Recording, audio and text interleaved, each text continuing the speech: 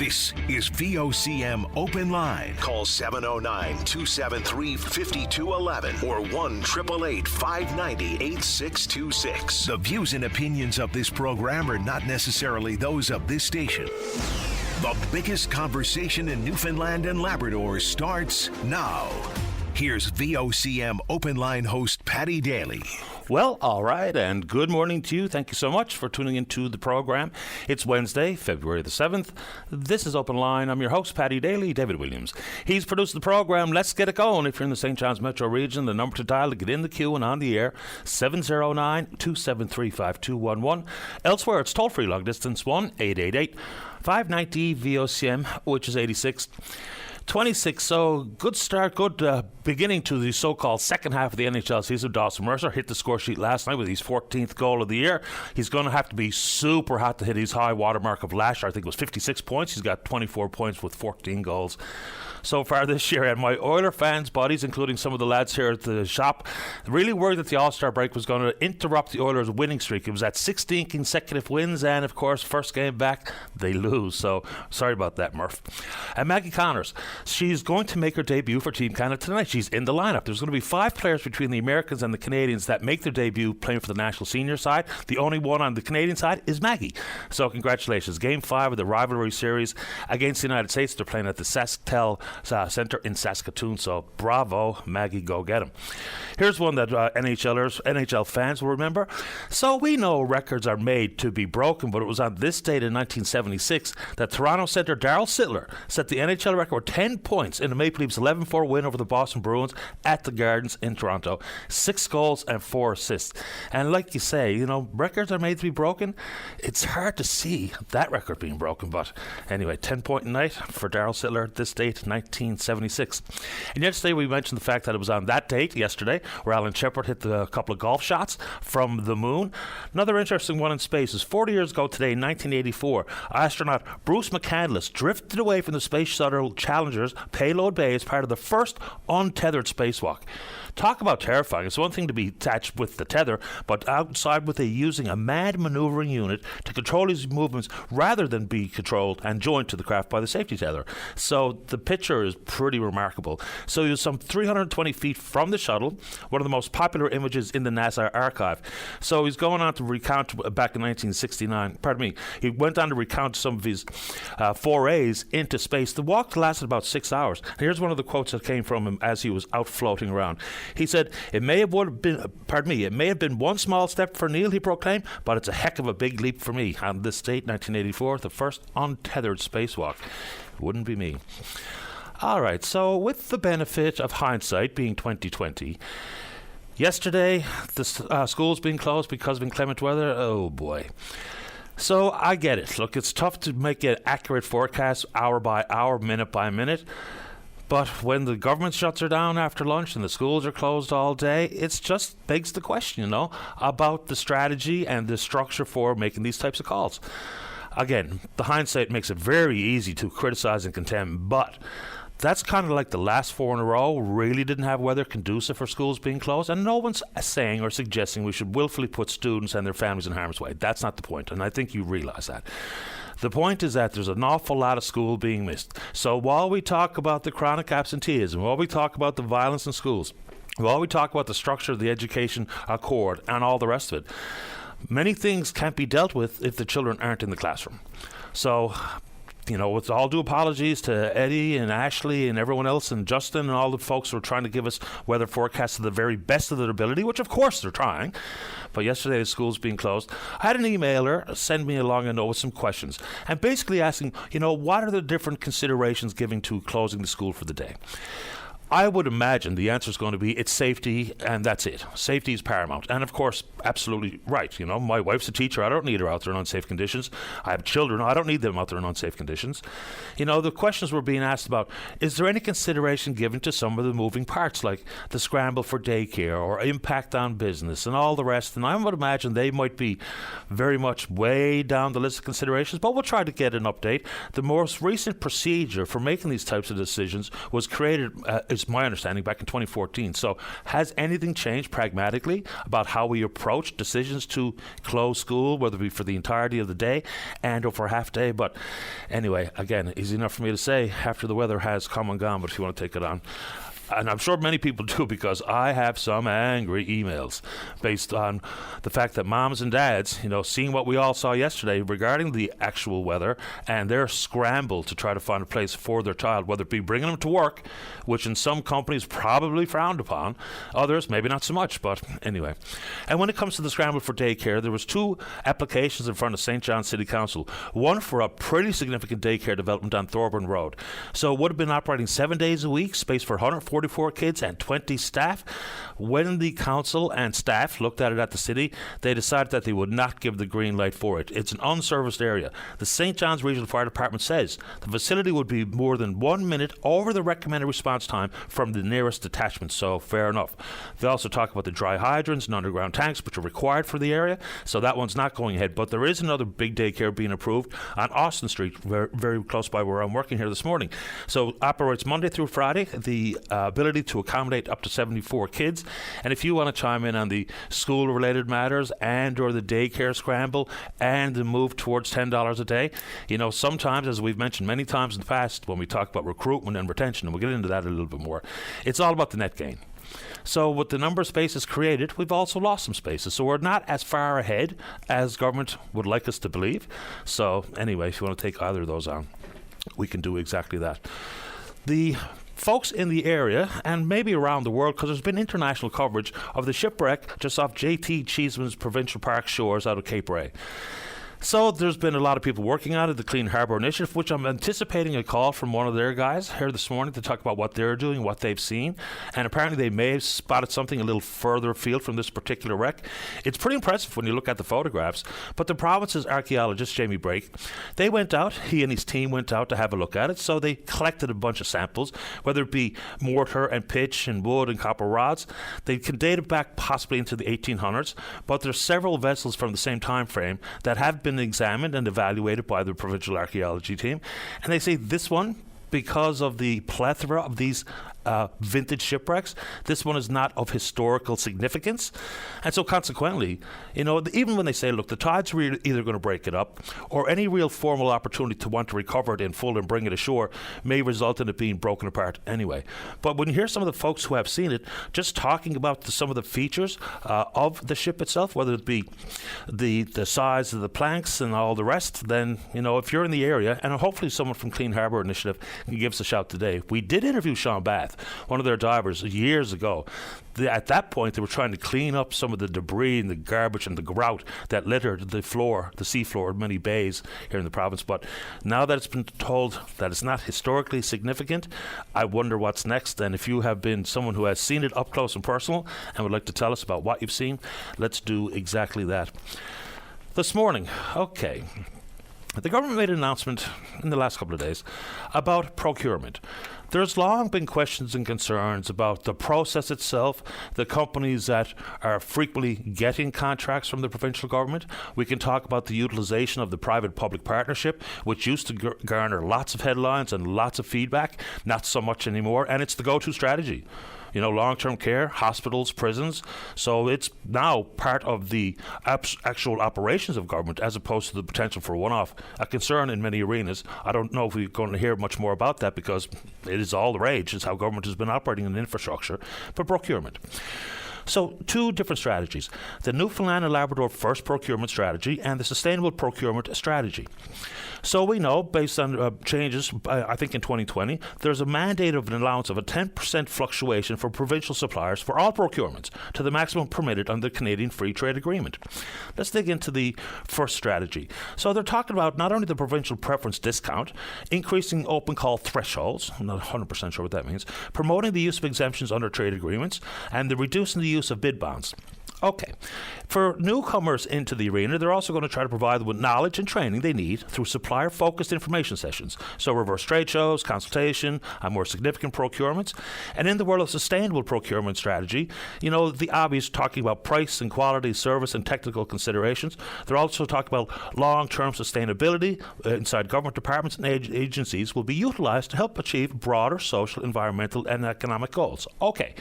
Getting procurement right is obviously important.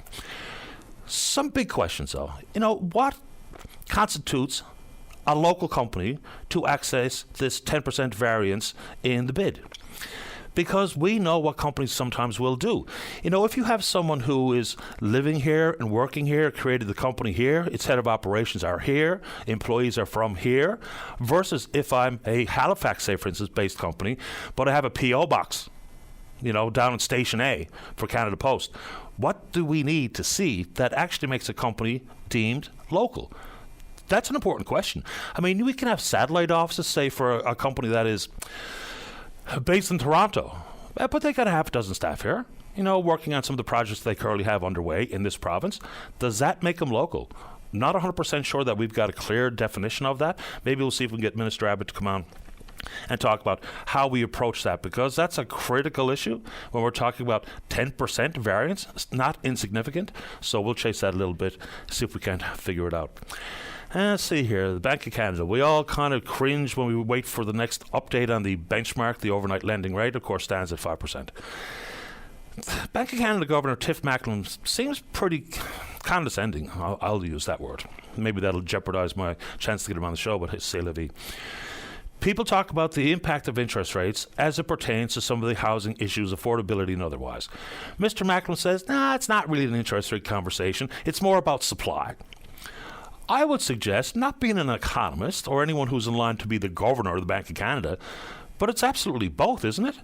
Because the increases in mortgage payments because of the inflation, because of not only inflation but the interest rate, is absolutely whopping big. I had a number right here in front of me to give it a little bit more context.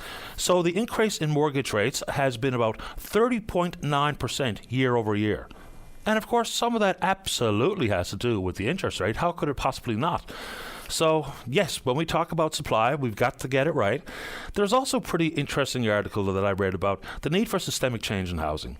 As opposed to the government scapegoating international students or temporary foreign workers, even though they have admitted that out loud, Housing Minister Sean Fraser said that is a contributing factor to the housing crunch that the country is experiencing. But in the world of, for instance, housing starts. Now, the number of non-permanent residents in the country is huge, all-time highs. But when it comes to housing starts and trying to keep up with the rate of play here. So there was about 223,513 starts, new housing starts last year. And in actual fact, that would be able to keep up with the rate of immigration. Now, I have said many times, I think it is imperative for the government to be very cautious on this front. There is no downside in pumping the brakes on the numbers of newcomers that they're wanting and willing to take into Canada, because we do have an access to healthcare issue. We do have a housing crunch. But inside that world of 223 plus thousand housing starts, we also know that, it doesn't matter what politician you listen to. When they talk about having immigration rates match housing starts, what does that mean? Because with 40 million Canadians, we don't have 40 million homes, right? The average number of people per household in this country is about 2.45. In Germany, it's 2.14. In Ireland, it's 2.73. So we can indeed see immigration work hand in glove with housing, but I do think for the next foreseeable future, outside of the most coveted newcomers, skilled tradespeople, healthcare professionals, folks in the innovation and tech sector, we've really got to just make sure we get this right, because the housing issue is getting worse. It's not getting better. And you can point to all kinds of things like Mr. Macklem at the Bank of Canada talks about. Some of the additional pressures outside of it will be zoning regulations, delays, uncertainties in the approval process. And they are, I agree with Mr. Macklem, they're not issues that the monetary policy can address. But that's where we talk about things like the CFIB report card red tape. Unless we can get out of our own way, because there's tons of money that's been poured forward by different levels of government to try to build more housing with a focus on population density. But with all the timelines and the shortage of skilled tradespeople, we've got ourselves a very complex and convoluted bit of a housing mess in front of us. But if you want to take it on, whether it be Mr. Macklem and or the issue of immigration and housing, then we can do it. Look, there's a labour shortage in the country. And some of that's going to be satisfied with immigration. 98% of the population growth last year was due to immigration. Natural increase, which of course is births versus deaths, only represented about 2%. It's just making sure that all newcomers are fitting into some of the most severely understaffed regions of the economy, sectors of the economy. So anyway, I know that becomes a very tricky conversation, but let's try to take it on if we can. And have you read this story about the number of bogus Chinese mortgages that were let out of one small HSBC branch in Aurora, Ontario, which is just outside of Toronto, a very lavish suburb of the big city? So apparently they've got all of these examples of mortgages that have been let. So the whistleblower is a Canadian business school grad. And so he was working out of Vancouver at an HSBC branch. We know about the amount of ownership regarding folks on the Pacific Rim, Chinese in particular, in that part of the country. But he was really confused when he made his way to Aurora to examine the amounts of mortgages going out the door. So what was happening during the pandemic, apparently, and I haven't fully wrapped my mind around this story quite yet, is that there were people who were saying that they're Chinese living in Canada but working remotely in China. And, of course, riding out the pandemic was the thought or the concept. And it looks like some of these numbers are absolutely bogus. I mean, there's people coming forward and saying that this one person who worked in a casino claimed they owned 3 homes, earned $345,000 in 2022, analyzing data remotely from a Beijing company, and it proves that that is absolutely not the case. A small bank the size of the one in Aurora is expected to issue about $23 million in residential loans every year. That branch had shoveled out $88 million in mortgages in 2020. And over $50 million in 2021. So add that to some of the concerns regarding access to housing, and yes, the crunch regarding affordability. There's apparently dozens, if not hundreds, of these types of mortgages that have been let from that one branch of HSBC in Ontario. I'm going to try to figure that story out a little bit further so we can elaborate coming up. Okay, how are we doing on the phone there this morning, Dave? A couple of quick ones. So, good news for the folks up working at the Scully mine, of course, Decorah. They've been in creditor protection for quite some time now, but they've got a big injection of cash, so they're going to be able to continue on with a much more heavily capitalized company. We're asking for someone representing Scully to come on because we know that they were granted money to produce some of the manganese that's part of their iron ore site, and they're talking about the ability to invest some $300 million US dollars over 4 years with upgrades and modernization at the site. The goal for Decorah is to produce more than 6 million tons of high-grade ore, iron ore concentrate per year. So on track, and good news for the folks down on Burin Peninsula, St. Lawrence. The Fluorspar mine has a new injection of cash as well. So they're talking about investing some $100 million over the course of 3 years. And interestingly, they haven't been going underground out at that mine for about 50 years. And now the thought is that they will indeed do some further expansion underground. Some 200 jobs on the line here. So that's pretty good news for the folks in St. Lawrence. So if you're in the area, whether it be a municipal leader or someone looking for a job on site, let's go. All right. I think we're going to have a call from Yvette Coffey from the Registered Nurses Union this morning. Oh, there she is. She's in the queue. So whether it be allied health professionals and the Registered Nurses Union and NAPE and the NLMA and others, you know, with the most recent trip of the recruitment team, including the Premier in the United Emirates in Dubai to recruit doctors, some of these organizations are, I will say, unimpressed. At Allied Health, of course, they broke off talks with the provincial government, set to potentially mobilise their 800 members for the possibility of job action. They haven't taken a strike vote yet. But with all the seemingly focused concentration on recruitment, all of these representative unions have been long saying that as opposed to simply a real determined focus on recruitment, there's got to be a much bigger effort brought to bear regarding retention. And how exactly that looks, I'm not 100% sure either, but that's where we get people like Yvette Coffey to try to fill in some of those blanks. All right, so I guess we should get to the calls before we run out of time. There was a couple of quickies we wanted to get to. Let's see here. I had it right in front of me. Okay. Congratulations to all who have been nominated for a Juno Award. there's 3 nominees from this province. The Swinging Bells are up for Children's Album of the Year. I think they've been nominated before, to be honest. Their album is called Welcome to the Flea Circus. So inside that trio is Laura Winters, Aaron Power, Dwayne Andrews, and they're all based here in the province. Sarah Comerford of McDonald Drive Junior High in St. John's has been nominated for the Music Counts Teacher of the Year Award. Congratulations to you, Sarah. And Becca Sims, who's at Mount Pearl, has been nominated as part of the Cryptid Ensemble for Classic Album of the Year. That's in the large ensemble category. The awards take place the 24th of March in Halifax. We're on Twitter. We're VOCM Open Line. Follow us there. Email address is openline@vocm.com. When we come back, let's have a great show. We're going to kick it off with the president of the Registered Nurses Union of Newfoundland and Labrador. That's Yvette Coffey. Don't go away. Welcome back to the show. Let's begin this morning as advertised on line number 1. Second morning to the president of the Registered Nurses Union of Newfoundland and Labrador. That's Yvette Coffey. Yvette, you're on the air. Good morning, Patty. Before we get into the story regarding the number of nurses hurt on the job, what do you think when you hear stories like the Premier and his recruitment team making their way to the United Emirates in Dubai? Because there's a huge focus on recruitment.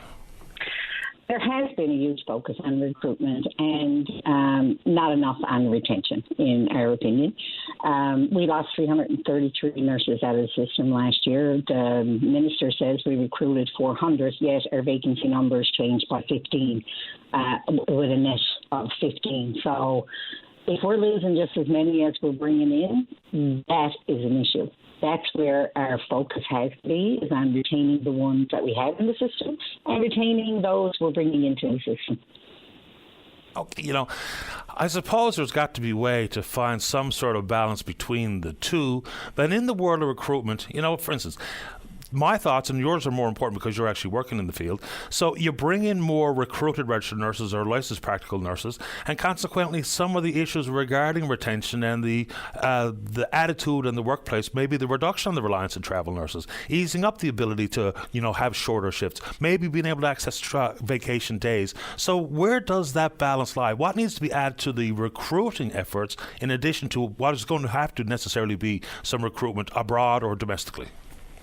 Well, the government did workforce research with us last year, prior to our bargaining, actually, looking at the trends and looking at what registered nurses and nurse practitioners particularly wanted out of the workplace.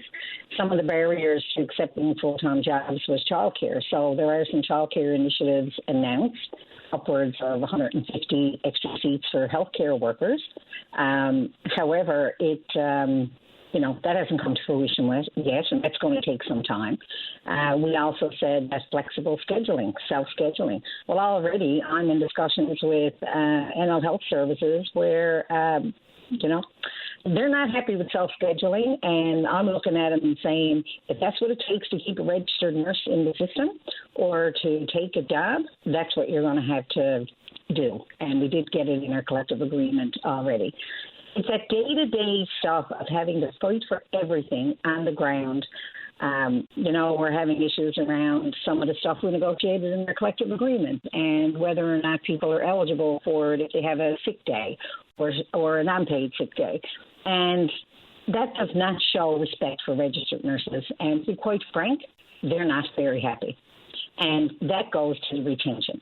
It's that on-the-ground stuff. I can't get a day off. I can't self-schedule.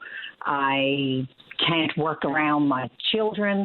I'm casual because I have my husband is away working or my partner is away working. I can only offer you shifts while that person is away as a casual. No, unless you can commit to 900 hours, we're not taking you. Where our collective agreement gives them that clause where they can do that. So it's that on-the-ground stuff, and incentives have been announced for retention of nurse practitioners and family care teams.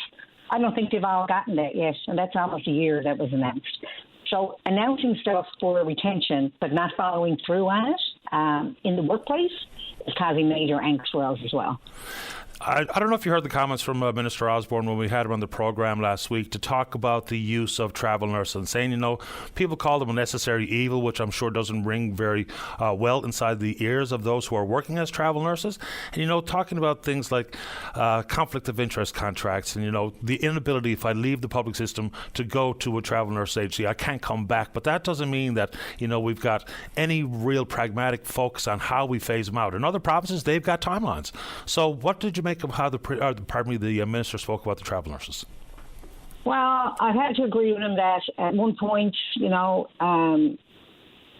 we were looking at our members not getting annual leave, and that was 2 summers ago. It has grown into reliance on travel agency nurses.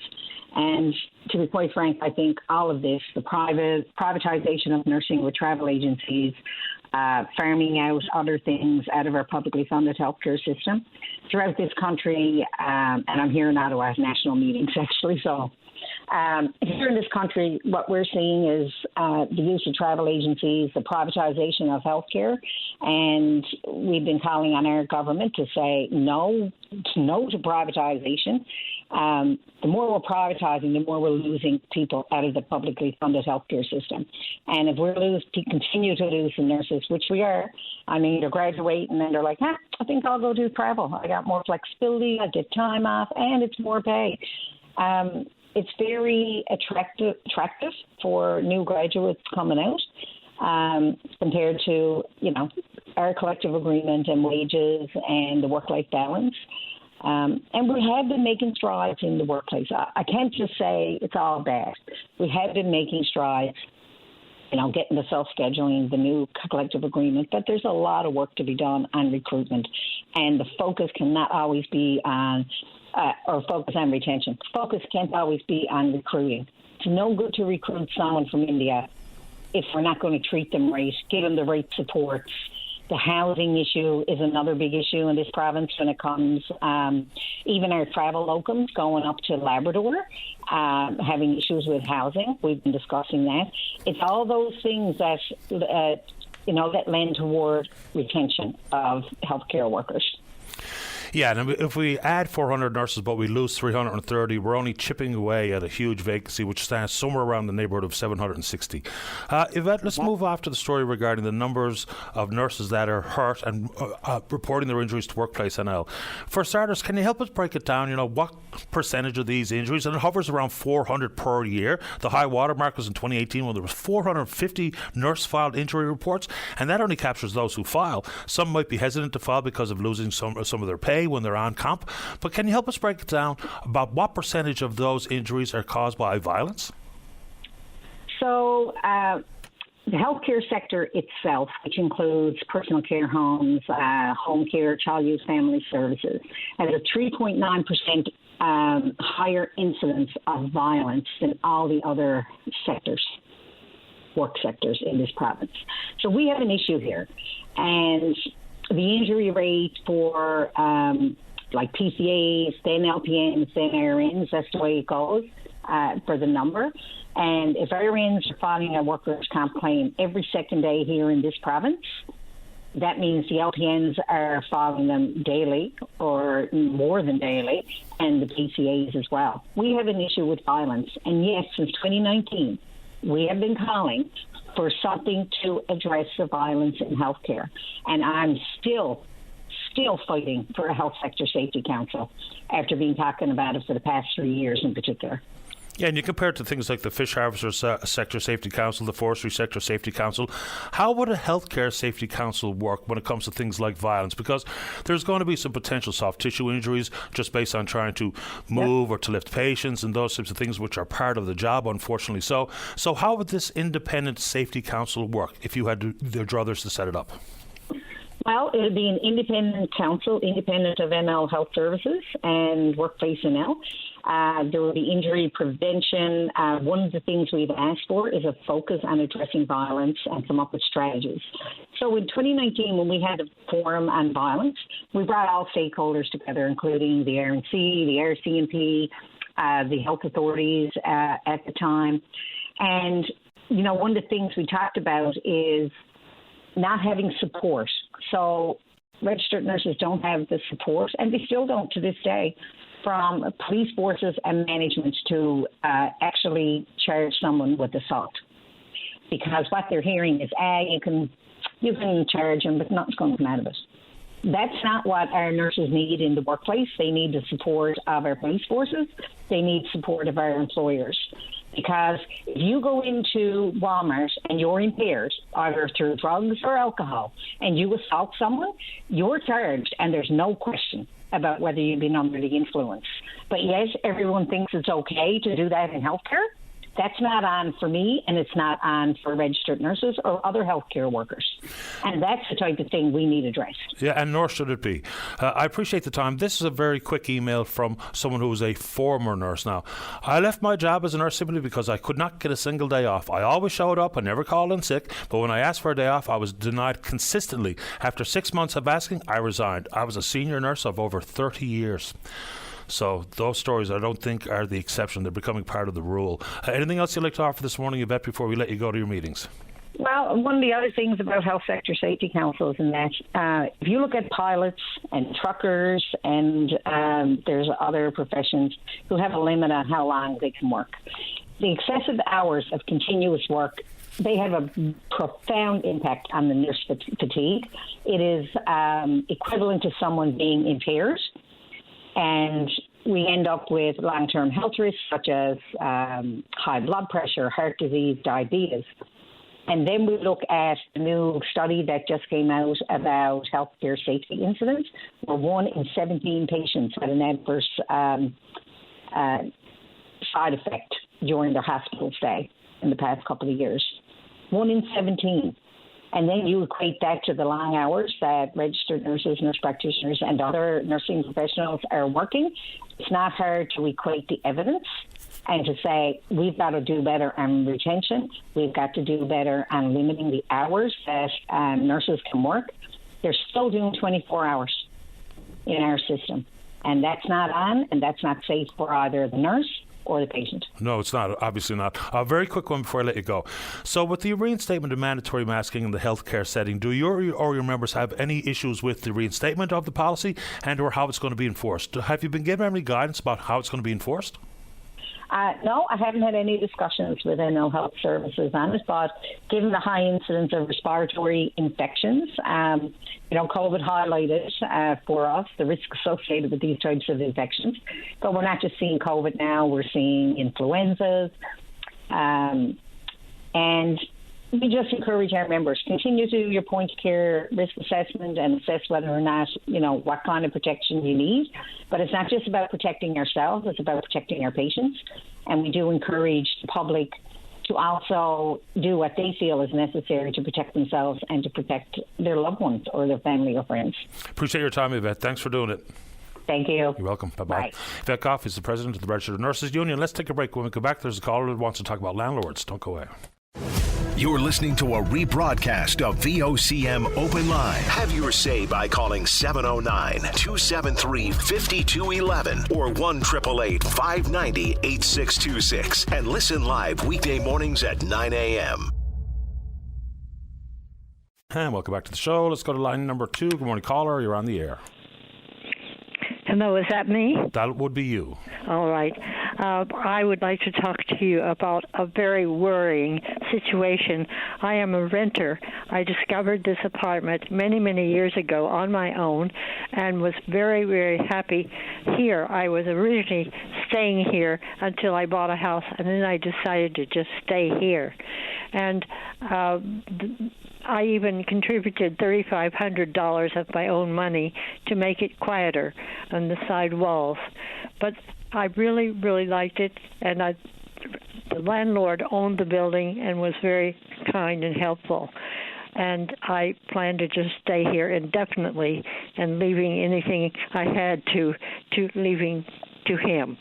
Anyway, suddenly, last fall, he died very suddenly and not expectedly. And suddenly I got this visit soon after that from a person who apparently has power of attorney who said, you better think about getting ready to move in the spring. And I said, what? I've been here all these years. I'm an elderly person. I'm healthy, but I'm still got my mind with me, and I pay my rent every month, a week ahead. And I don't want to leave. I do not want to leave. This is my home. This is my neighborhood.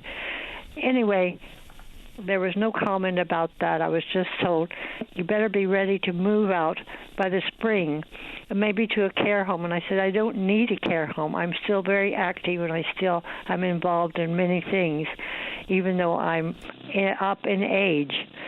Well, anyway, the point is that I now am having to look for another place to live, which is very, very difficult at this stage and this age, something that would be suitable and that I could afford.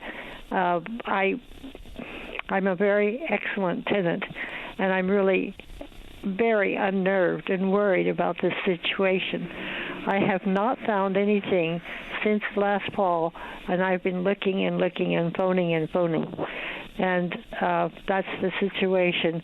I haven't heard anything else except this one visit from this person who has legal authority, a power of attorney, who has taken over the site, or the whatever you call it. And anyway, that's my situation, and I don't know what to do. I have not heard anything more about it, about leaving, but the time of spring is coming, and I don't have any place else to go at this point. And I don't need a care home. Understood. Terrible situation. So, number one, have they told you why you need to be prepared to leave by the spring? Like, are they selling the property, or they're just wanting a new tenant, or what's happening? No, I've just heard from this one person who visited me and told me I need to be ready to leave in the spring. And immediately I said, oh, no, I don't want to leave. This is my home. I've been here all these years. And I said, why? And no answer about that. And so no answer about why, or just no comment about that I need to be ready to leave in the spring. And I haven't heard anything from anyone who knows what's going to happen to this building, my apartment. I'm the only one living in this building, and I don't know anything about what's happening to the building. There's nobody who seems to want to talk about it or knows about it. But anyway, if I could just pick up my apartment and take it, I would be happy to do that. I like my apartment very much, but I can't do that. And at this stage and at this age, it's, as you know, it's very, very difficult to find anything that's appropriate for me and that I'd want to live in. I don't want to leave, and that's appropriate for me to live in and that I could afford. I wish I could point you in the right direction. I do have some property management friends who, whenever they have a unit pop up, and not to say, well, I mean, you've got no option but to leave, and it's not up to me, period. But if we can help point you in the right direction, maybe give you a unit to consider, we'd be happy to do it. Given the prefix of your telephone number, I'm guessing that you live here in the city. I do. Okay. Yeah, it'd be nice to know exactly why you're being evicted too, because maybe there's an additional conversation that could be had about why and the timing, because it's one thing to simply say you have to be prepared to leave, because there's a big difference between we want a different or a new tenant versus we're selling the property and we can't predict the future for the new owner. But I'd like to have an answer to those two questions as well. Well, I asked at the very beginning, why? Why are you saying this? Why? What's happening? And no answer. Yeah. And apparently the person with this legal power of attorney has some connection with the former landlord. And I don't know anything about that, but all I know is it's a very, very scary, worrying situation for me. And I'm somewhat picky about where I live and how I get around. And I'm happy and a good tenant, and I'm happy to pay what I need to pay. I realize I'll have to pay more because my rent has been very modest in all these years. It's been about 20 years I've lived here, and the rent has gone up just once in that time. And I do not have a lease. At the very beginning, I was told there will be no lease, and I said, that's fine. And that was at the point where I was thinking of buying something anyway. But anyway, I have no lease and have not had a lease, and I have not needed a lease. I felt very comfortable and safe, and all was well until his sudden death. Yeah, I'm sorry to hear that's happening to you. I'm going to give you a telephone number because right on cue, I've been in touch with one of our property management friends, and he wants me to give you his number so you can give him a call. Maybe there's an option that you can explore with this company. Well, thank you very much for that. I've, received quite a few numbers, and I've tried, but I haven't gotten anywhere. And I heard you talking yesterday a little bit about rental problems, and I thought, well, I'll just be honest and upright and mention it.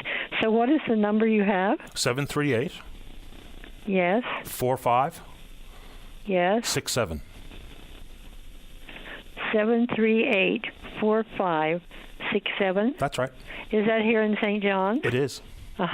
Well, I appreciate that. Any other suggestions? Well, if this doesn't bring you any satisfaction, you can get back to me and I'll go back to the well. But as we all know, the vacancy rate out there is really quite slim. Rental properties, especially when we talk about affordable units, that would be accessible and exactly what you need. But these properties are here in the city.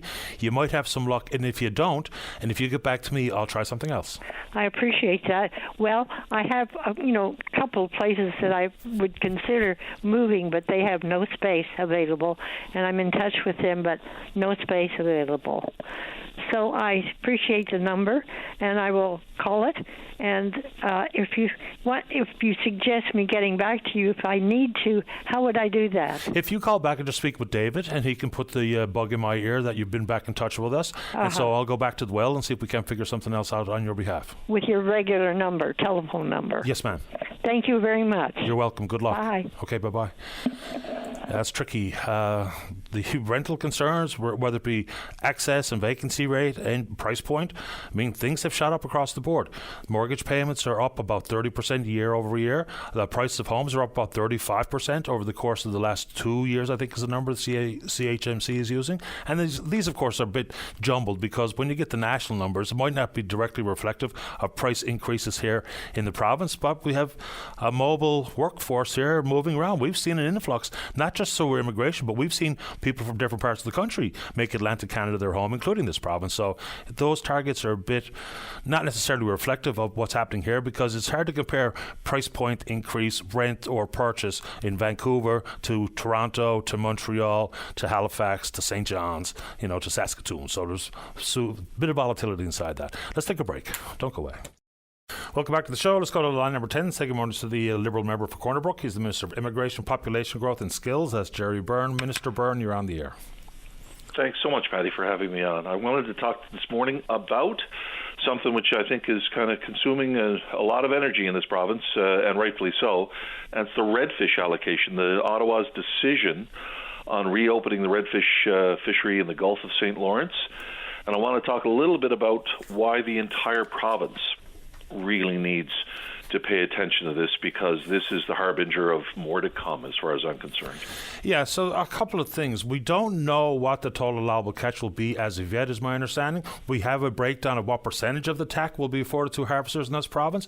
It also doesn't come with some of their initial plea to see their shrimp licenses bought out because the cost to operate are up and the catch rates are down, which is unsustainable, obviously. So without knowing the total allowable catch, it's hard to put real numbers in play here. But with the guesstimates around 25,000 tonnes at 19%, it probably wouldn't even cover the cost of fuel to get into a new species, which is hard to market. It's not the most attractive species in the ocean. But so where do we start on this front? Because I think the beginning point, as opposed to the allocation here, is those shrimp licenses. Because if you don't get those right, it's very unlikely that redfish is going to be able to replace the entirety of those lost revenues. I couldn't agree more. Here's the nexus, the connection between the shrimp licenses and the quota. And the connection is conservation. And I say that very, very deliberately, Patty, because here's really where the conversation needs to begin, is what have we learned from this decision? What have we learned from our past mistakes as a country? When it comes to groundfish, with the collapse of the northern cod fishery, with the collapse of groundfish all over Atlantic Canada, have we learned anything in the last 30 years? Here's what we know to be true.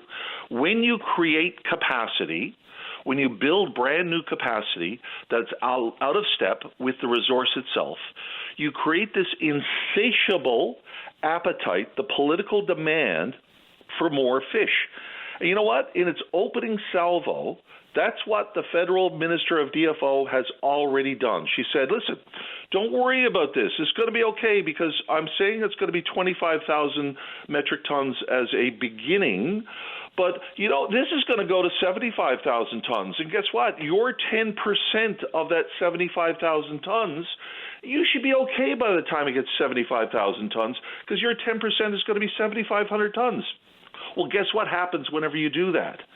You create more and more and more demand. And here is where I have a real problem with the intellectual and moral dishonesty of Ottawa in all of this, is that when you have an existing fleet, you do not have to build brand new boats. You do not have to build brand new plants. You do not have to bring in temporary foreign workers to operate those plants. When you have an existing fleet that can prosecute that fishery responsibly, as it has done in the last number of years, you do not create this insatiable appetite to surrender more and more quota to keep those brand new factory freezer trawlers, which you built using government money, as what the federal minister has already said she's prepared to do, spend $50 million of taxpayer money to help build brand new factory freezer trawlers to prosecute a fishery for which there's already an existing fleet that can do this, and plants on the west coast of Newfoundland that can process this, and plant workers on the west coast of Newfoundland, 70% of whom are Indigenous, who can process this. What the strategy of the federal government is this: simply put, let's do it all over again. Let's build brand new capacity, build brand new plants, and let's start this all over again. And that is why I say very deliberately and vote no confidence in the Federal Department of Fisheries and Oceans. They are intellectually incompetent. They are morally decrepit, and I cannot understand for one reason why. Patty, listen, this is the 21st century. If I were to say to you, this is just, how do we argue to get more for the sake of getting more? I think people are all sick of that. I'm sick of it. You're sick of it. Everyone's sick of these debates about how do I just argue to get more for the sake of getting more. I am sick of that. What I'm saying to everyone, this is an argument based on the foundation of conservation, of the right thing to do for the right reasons.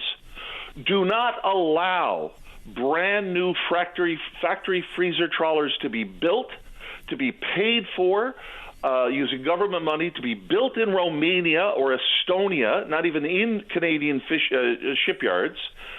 Don't let plants sit idle while we argue about a stock that can support every one of those boats. What are we arguing about now? A government paid for license buyout. Tell me where that makes any sense. Every one of those boats could be viable on this resource. End of story. Fair enough. If we go back to trying to replicate what led to the shutdown of the fishery in 1976, of course, that would be a terrible idea. And the federal minister, Leboutier, trying to defend some of these allocation decisions based on the percentage, historically, the percentage of the redfish being fished by the factory freezer trawlers or the offshore fleet. Back then it was 74%, now down to 58%.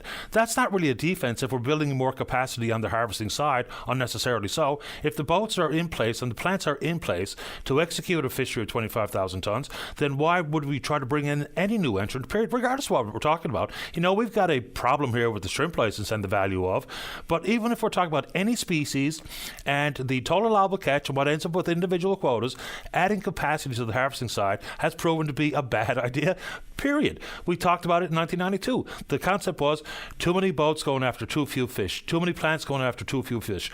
I think some of that is a bit of a myth, but some of it is absolutely true. So we're going to replicate a problem that led us to 76 and 92. I don't get it. Anything else quick on that front before I have a quick question about Amen. And here is the lie of omission. If the federal minister was advised of this fact, and she didn't follow it. Shame on her. If the Department of Fisheries and Oceans did not advise her of this fact, shame on the entire Department of Fisheries and Oceans, why I vote no confidence in the Department of Fisheries and Oceans. Here is the fact. 1976, Federal Fisheries Minister Romeo LeBlanc created a policy that said inshore fishers from the Gulf receive 100% of the quota up to 30,000 metric tons. And then Pierre Debanne, the Minister of Fisheries and Oceans in 1984, reiterated that decision and increased it to 40,000 tons.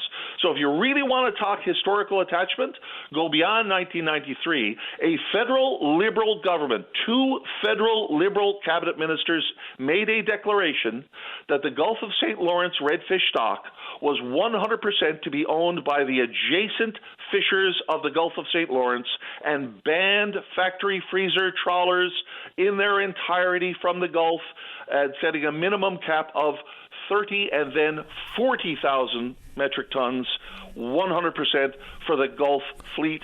I say history should prevail. I appreciate the time. We're up against 10 o'clock here, and not to oversimplify a very complicated industry, but if the Fisheries Act was amended to include adjacency as the driving principle and include buddy up and bycatch, those 3 things, you'd clear up an awful lot of the shenanigans that go on in that industry and the annual rackets over the exact same things. Adjacency being number one, the most important concern that could be addressed in amendment of that act. I appreciate the time, Minister. Thank you. Thank you. I appreciate the time, too. Take care. Bye-bye. Jerry Byrne is the Minister of Immigration, Population Growth and Skills, and pulling no punches on the redfish allocation numbers. Dan's asking, has anyone spoken to what the supposed history of factory freezer trawlers fishing the redfish in the Gulf? Were they actually factory freezer trawlers, or were they just 100-foot wet fish trawlers landing raw materials to be processed onshore? No one's able to give us a breakdown. It's a good question, which I've asked, that very specific question, because there's a huge difference. If the processing sector is also supported by the large vessel offshore fleet, then that's vastly different than going out, catching, producing, freezing, and exporting from an offshore site. Let's go ahead and take a break for the news. Don't go away. Welcome back to the show. Let us go to line number 5 and say good morning to Barry McKenzie. He's a royal historian and part of the Monarchist League representative. Let's see live. Get the right button here. Good morning, Barry. You're on the air. Good morning. How are you? I'm doing well, sir. Thank you. How about you? Great. No complaints at all. So here we are very early into the reign of King Charles, and unfortunately he's been diagnosed with an undisclosed cancer at the age of 75. What's next? So we're talking about, the role that he plays publicly, what have you. What do we know? I mean, what we know so far is that he will be undergoing cancer treatment in the near future, and so that's going to mean that we're going to see a lot less of him in public. That media release from Buckingham Palace the other day suggests that he will continue to undertake state business behind the scenes. So his major function in exercising his prerogatives as the sovereign usually take place behind closed doors, meeting with ministers, signing state documents, reading various things and so on. So that's going to continue to take place for the foreseeable future. Of course, what we don't know is what type of cancer he's been diagnosed with and how aggressive that treatment may have to be. And of course, that, in theory, could affect his ability to carry out some of those duties, even behind the scenes, depending on how all of that goes and how long the process might take. And it's really, no real understanding yet about how it will impact, say, for instance, weekly meetings with Prime Minister Sunak, depending on how well or unwell that the king is. So, just in the broad scope of things, there's ongoing conversations about the role of the monarchy. And of course, Queen Elizabeth herself is the longest reigning monarch, longest reigning queen. She really held it all together. There was a lot of public scrutiny about some issues inside her own family and the role of the monarchy itself in certain parts of the world that have rejected the monarchy. What do you think would be Charles' number one priority here, and how to deal with this growing uncertainty about the role, not only in this country, but different pockets of the world? Well, I think he's going to continue what he's been doing, emphasizing the relevancy of the institution as a means to highlight, to support a variety of good causes and initiatives to, bring people together in an apolitical sort of sense. He's going to try to continue to not modernize in the dramatic sense, because we hear that word thrown around as if we're going to see them walking down the street and taking the bus like everybody else. We're not going to see those types of dramatic changes, but we'll continue to see that sort of incremental evolution. And he will they will shuffle things in the next number of months as he deals with this cancer diagnosis and hopefully a successful round of treatment. They will shuffle things so that the various expectations that the British public have, in particular, because that's where the impact is going to be felt most keenly, so that there's no one's seen to be dropping the ball, if you will, so that everything will continue to get done. Various appearances will take place. Public state functions will be carried out, and this sort of thing. So I know that the king is very conscious, as I think every sovereign before him has been, of the need to sort of leave the institution in as good or as better shape as when you come into it. So he's very conscious of that, and he has a very capable, if a shrinking team of people around him to make sure that continues to happen. And they'll be the ones stepping forward to sort of fill that breach while he's ill. So that said, would it be important or not so much for him to put his own personal stamp on the throne? Well, I don't know if he would be conscious of making some sort of a unique imprint on all of that. I think his impact in many ways was his many decades as Prince of Wales, and using that role to highlight the importance of better stewardship of the environment, of the preservation of heritage architecture, of organic farming, of a whole variety of different things. I think that will be his great legacy. His recognition, I'm sure, is that even if he lives to be the age of his mother, his reign will be relatively short, and certainly in 20 years you can do a lot. But I think his great legacy will be things like the Prince's Trust, helping people across the world to find themselves out of the way of financial difficulty and engaging in successful business pursuits and this sorts of thing. But primarily, I think any sovereign is more conscious of leaving the shop in good condition than they are of perhaps making some unique contribution. But of course, we can't get inside the minds of the king. Yes, of course that. And, the environmental concerns would certainly be something maybe a little bit different than in past sovereigns. When you talk about people stepping up to perform some of his duties in public, how do you think it works with the fracture inside the family itself? Because we all know the stories about the relationship between William and Harry and their father and all the complications therein. So how do you think the public views that fractured family reality? I think that's tricky, and it's not going to have necessarily an impact on what happens in the next number of months in terms of who steps in to take over whatever duties or need to be done in public, because the Duke of Sussex certainly won't be doing any of that. But it does add a level of strain. I mean, we've all experienced this, I think, to a greater or lesser extent in our own family. When there is someone ill, when there is a family crisis, sometimes those prove to be opportunities to heal wounds and these types of challenges, and other times they highlight them. People either rise to the occasion or they sink to the occasion, it seems. So that certainly is something on display, and it's unfortunate that it has to play a role in this at all, and hopefully it will be an opportunity for them to sort of close ranks and come together in common cause to support the king in an emotional sort of sense as a father. The one who will be stepping in a constitutional sense or in a public duty, in terms of public duties, will be the Prince of Wales, who will now be taking on more roles as they try to make sure that everything that needs to be done publicly gets done over the next number of months. So he'll certainly be, I suspect, despite the fact his own wife is at home convalescing from a medical procedure, he'll be the one that will certainly be taking up the slack along with some of the other senior members of the family. Polling numbers over the recent years in Canada about support for the monarchy have waned. What do you see the future of the role of the monarchy in this country? Yeah, no, I mean, there's always a reason to be concerned about public apathy or about anti-monarchist feelings in the country, I think. And it's not enough for we as monarchists to say, oh, well, it will be too difficult for us to throw the institution out. And indeed, it would require breaking open the Constitution. And I'm not sure that there's any prime minister or even leader of an opposition party out there who'd be willing to try that on for size, given the difficulty that poor Mr. Mulrooney had in trying to bring everyone on board to begin with. But at the same time, I think the danger is that if we become apathetic to it, which I think is where more Canadians lie than are actually anti-monarchist people that just sort of don't see the utility or just really don't care. I think that's where a lot of this polling information comes from in a lot of ways, and I think that's problematic as well, because we have to make good use of an institution that I think serves us well. The actions or lack of actions on the part of the current federal government are frustrating from the perspective of a monarchist, because we are now a year and a half into the reign of King Charles III, and the government has not so much as issued an official portrait, a photograph. And you and I know it's not that complicated to take and doctor up a photograph. So the present government doesn't seem very positively disposed towards the institution.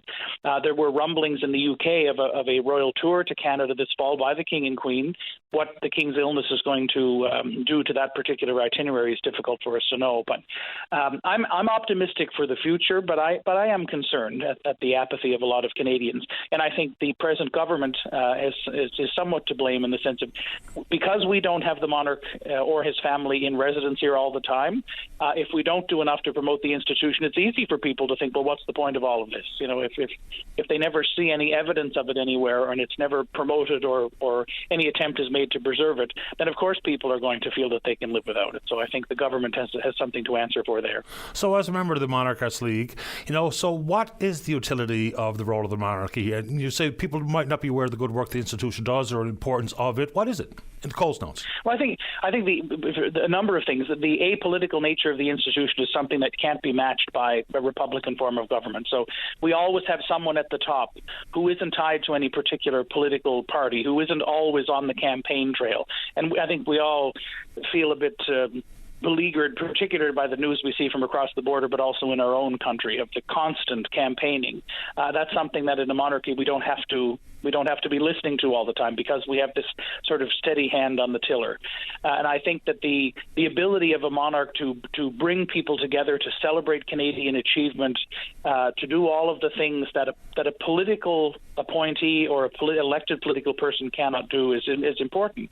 And of course, it is a significant part of our constitutional heritage. It's not about a link to Britain. It's about a link to our history and to an institution that continues to provide that stability, that continuity through time, and also gives us that special relationship with the UK, but also to Australia, New Zealand, to other member states of the Commonwealth. So I think we'd be fools to let it die on the vine. I really appreciate your time this morning, Barry. Thank you. No, it's a pleasure. Thanks an awful lot for the call. Take good care of yourself. You too. All right. Bye-bye. Thank you. Bye-bye. Barry McKenzie with the Monarchist League. He's a royal historian. Let's take a break. When we get back, Sandra's in the queue to talk about WestJet. Don't go away. Welcome back to the programme. Sandra, you just hold on for 2 seconds here. Let's go to line number 4. Say good morning to our friend Rob Strong. He's an oil and gas advocate. Good morning, Rob. You're on the air. Hey, good morning, Patty. How are you? Doing great, sir. How about you? I'm fine, thanks. Fine. I'm glad to hear it. So we know that Equinor made the Cambriol discovery back in 2020.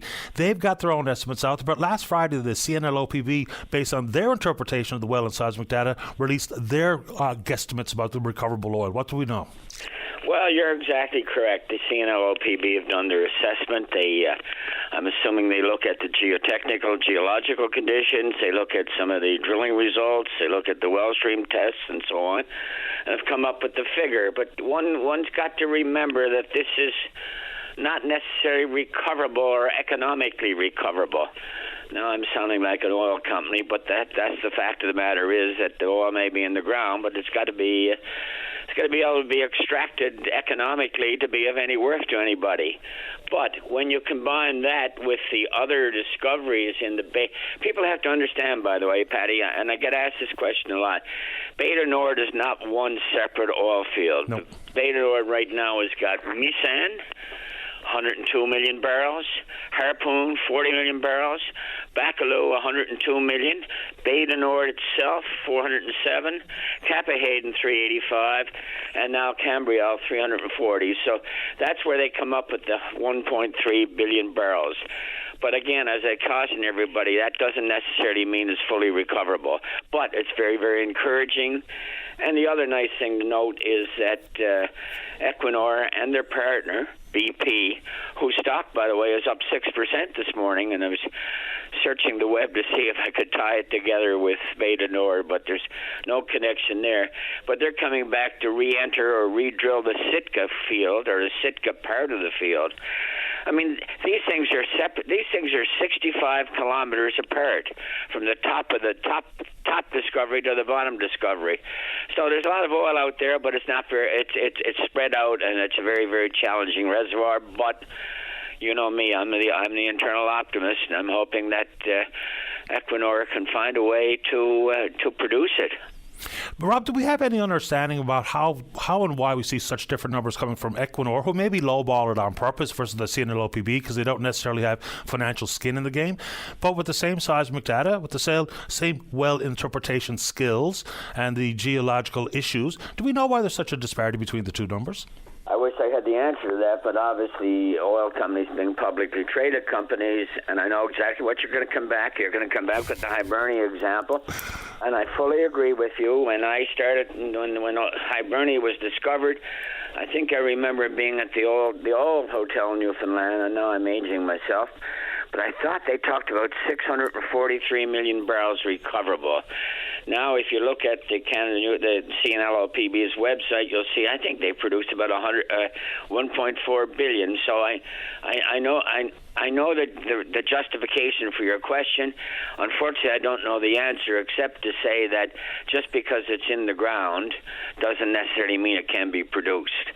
Having said that as well, technologies have changed. When Hibernia was discovered in 1978, 79, we were drilling basically wells straight down into the reservoir.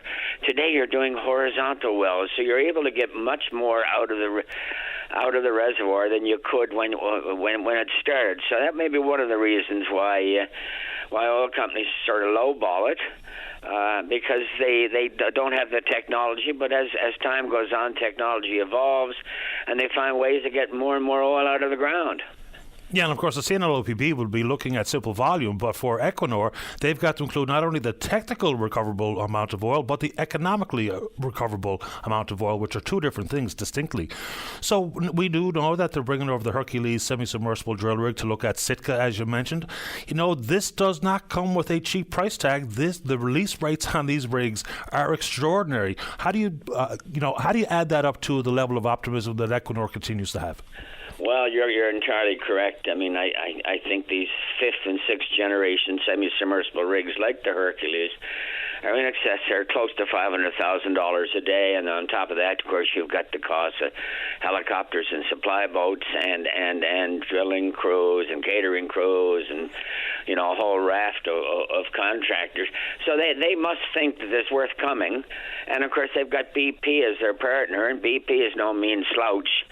Interesting, BP, the company is sort of refocusing on oil and gas and not focusing as much on renewables. So, BP has got a 40% equity in Beta Nord, so they obviously think they're putting bucks on the table for this. So I'm encouraged. But again, this is not a Hibernia, this is not a Terranova, and this is not a Hebron. This is a very complex reservoir. As I say, 65 kilometers. It's probably going to be one of the most extensive subsea components that the world has ever seen. I heard figures back a couple of years ago as saying it's roughly $1 billion just for the stuff that sits on the seafloor, the wellheads and the drilling centers and the flow lines and the injection lines and so on. So a very, very challenging reservoir or field, and thus the reasoning for, I think, Equinor's idea of coming out with several EOIs a couple of weeks ago to try to find the best way to produce it. And it's nice to see that the operator will go out to the contracting community and say, what are your thoughts? How can we do this better? And so we're anxiously awaiting to see who will get awarded those, who will respond to those expression of interest and what ideas they generate. Because the more ideas we can get, and I say we as an industry and we as a province, the more ideas we can get, the better chance we have of seeing the development. Equinor has been here for a long time, formerly Statoil. They've moved all their employees to St. John's, including those in Calgary. They relocated the Beta Nord project manager from Stavanger to St. John's. So there's a lot of indications that they're still fully invested here. Then it's the tale of the jobs, right? So you mentioned the 65 kilometers and the amount of subsea work, which is going to be extraordinary, because one of the scenarios painted by Equinor for making this more economically viable is maybe not just build their own FPSO, but to hire a third-party company to come in to supply and to operate the FPSO on their behalf, which might be fewer local jobs here, but the amount of subsea work would certainly pick up much of that slack. What do you think? I disagree with you on the aspect of less jobs here, because it might be operated by might be operated by a contractor rather than the oil company. Equinor, as the operator, will still have to agree to a benefits plan, so it doesn't matter who's going to build the FPSO. The benefits plan will be the same. There are 270 FPSOs. As the last time I read, there were some 270 FPSOs. My guess, Patty, and I could do some research, I would probably say about 30 to 40% are contractor-owned. I know from my experience in Guyana, they have 3 FPSOs now and 2 more on order, and all 5 of them are not owned by Exxon, although Exxon's the operator. They're all owned by independent contractors, in this case a company called SBM and a company called MODEC. So it's not uncommon for oil companies to say, what we used to call BOT, even build, operate, and transfer. In the case of Guyana, these contractors build the FPSOs, operate it for a number of years, and then sell it back to the operator. So I don't think that's a relevant factor. I think it may be an economic factor. Maybe the oil company itself doesn't want to put up the cash, but is prepared to lease it. I mean, I guess a similar situation. Do you buy your car or do you lease it? And I guess that's one of the, in a very simplistic viewpoint, that's one of the reasons we're probably seeing Equinor want to look at an independent operator to build the FPSO and even operate it. I really appreciate your time and perspective again this morning, Rob. Anything else you'd like to add before we say goodbye? No, I don't think so, except, of course, we're looking forward to Exxon and Qatar coming back this summer as well. That's been in the news recently. I think the Stena IceMax is the rig they're going to use. I think so. They're using the drill ship versus a semi-submersible, so that's encouraging. And Qatar has got lots of cash.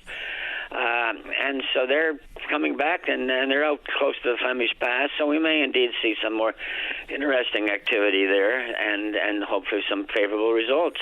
And they like the gas. They love the gas. I mean, Qatar and Exxon are the largest operator of LNG facilities in the world. So, and I like the gas. I think the gas is something that we haven't had a good hard look at. And we should be looking at it, particularly now that we're sort of getting away from gas is a little more acceptable from a greenhouse gas perspective. But if the gas is there, I mean, every barrel of oil that comes out of the ground has got so many cubic meters or cubic feet of gas mixed into it. And of course, as you know, and most of the listening audience know, and the whole purpose of a production platform is to separate the oil from the gas, and we put the oil in tankers, and we re-inject the gas down in the reservoir to maintain pressure. So in Hibernia and White Rose in particular, there's some massive amounts of gas already down in the reservoir. So it's a resource. It's a remarkable resource. We just have to figure out the best way to get it ashore. Absolutely. Whether it's in a floating LNG on site or a pipeline ashore to Grassy Point. So we'll have to see what happens. Just over $2 per MMBTU in American dollars this morning is gas. Good to have you on, Rob. Always enjoy the conversation. Me too, Patty. Take care. You too. Bye-bye. Bye.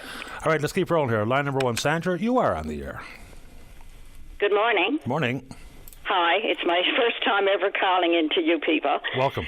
But I'm in a situation here now where we really don't know which way to go with the situation that we're involved in. And I'm hoping that either you or one of your listeners will be able to direct us. We went on a humanitarian mission trip to Uganda, and we went through KLM and WestJet. Mm-hmm. So when on our ticket, it said that there's three pieces of luggage. So we were under the understanding that we had 3 pieces of luggage. So we went and took with us, each one of us, we took 4 pieces. We had 1 oversized and 3 50-pound. So 3 of us went to the checkout together, and when the young fellow that was checking us in, it seemed like he was in training, or he didn't understand which way to go with checking us in. So he went and asked for his supervisor or whoever he is that was over him. And it came out that instead of checking each one of us in individually, when it came down to getting checked in, he came out and he said that will be a cost of $2,535 for our luggage. Now, when they checked us in individually, he told us that each one of us had 3 50-pound pieces of luggage and one oversize. And we knew that in the beginning. So now we're trying to get in contact with someone at WestJet to explain all of this to us. And we have one phone number. And whenever we phone that number, all we can get is a recording. And there has been messages left for someone at that number to contact us, and there's no feedback. And we don't know where to phone to, and the answering machines, it doesn't say if you want to put in a complaint or if you want to inquire. What phone number are you using? We're using, it's 888-937-8538.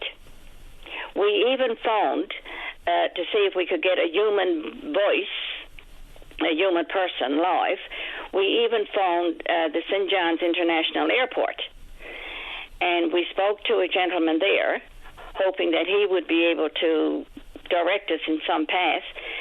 And he told us that he doesn't have, and the airport authority doesn't have any authority to contact either one of the airlines. No, they wouldn't. But there's a complaint line for missing, damaged bag and compensation issues regarding baggage. That's another toll-free number I can give you. Oh, please. Sure, it's 1-866. 1-866. 666. 666. 6224. 6224.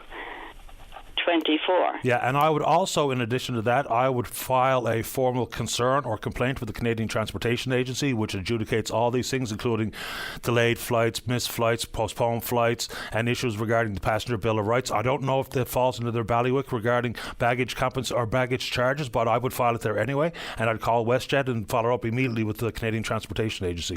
Also, their head office, which I think I also have a number for in my file here somewhere, might be a consideration as well. Of course, they're located in Alberta, and head office number for WestJet is 1403 1403 444 444 2581.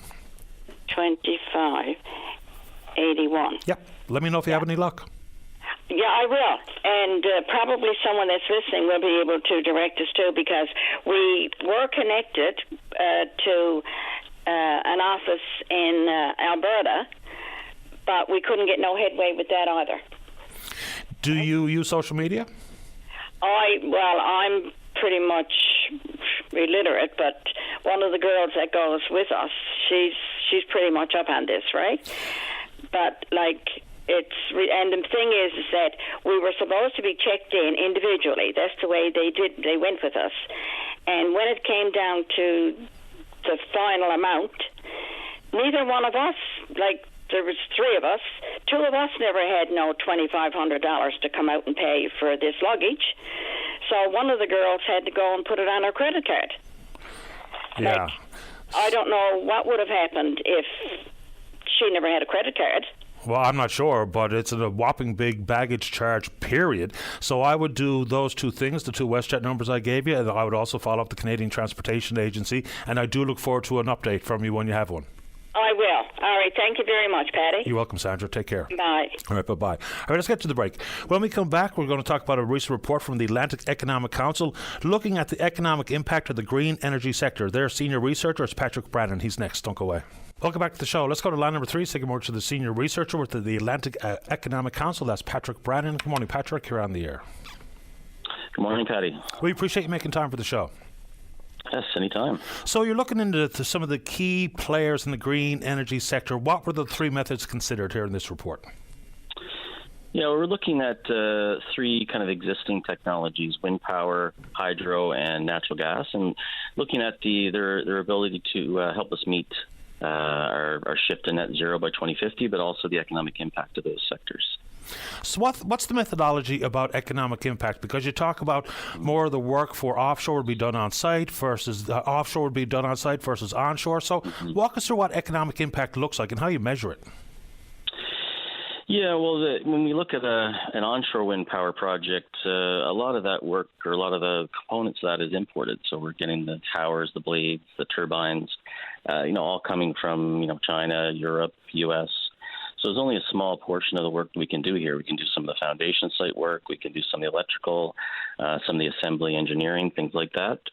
So that, doesn't tend to have a huge impact, even though there's a lot of wind power projects planned in Newfoundland and Labrador over the next, to support the hydrogen development in the province.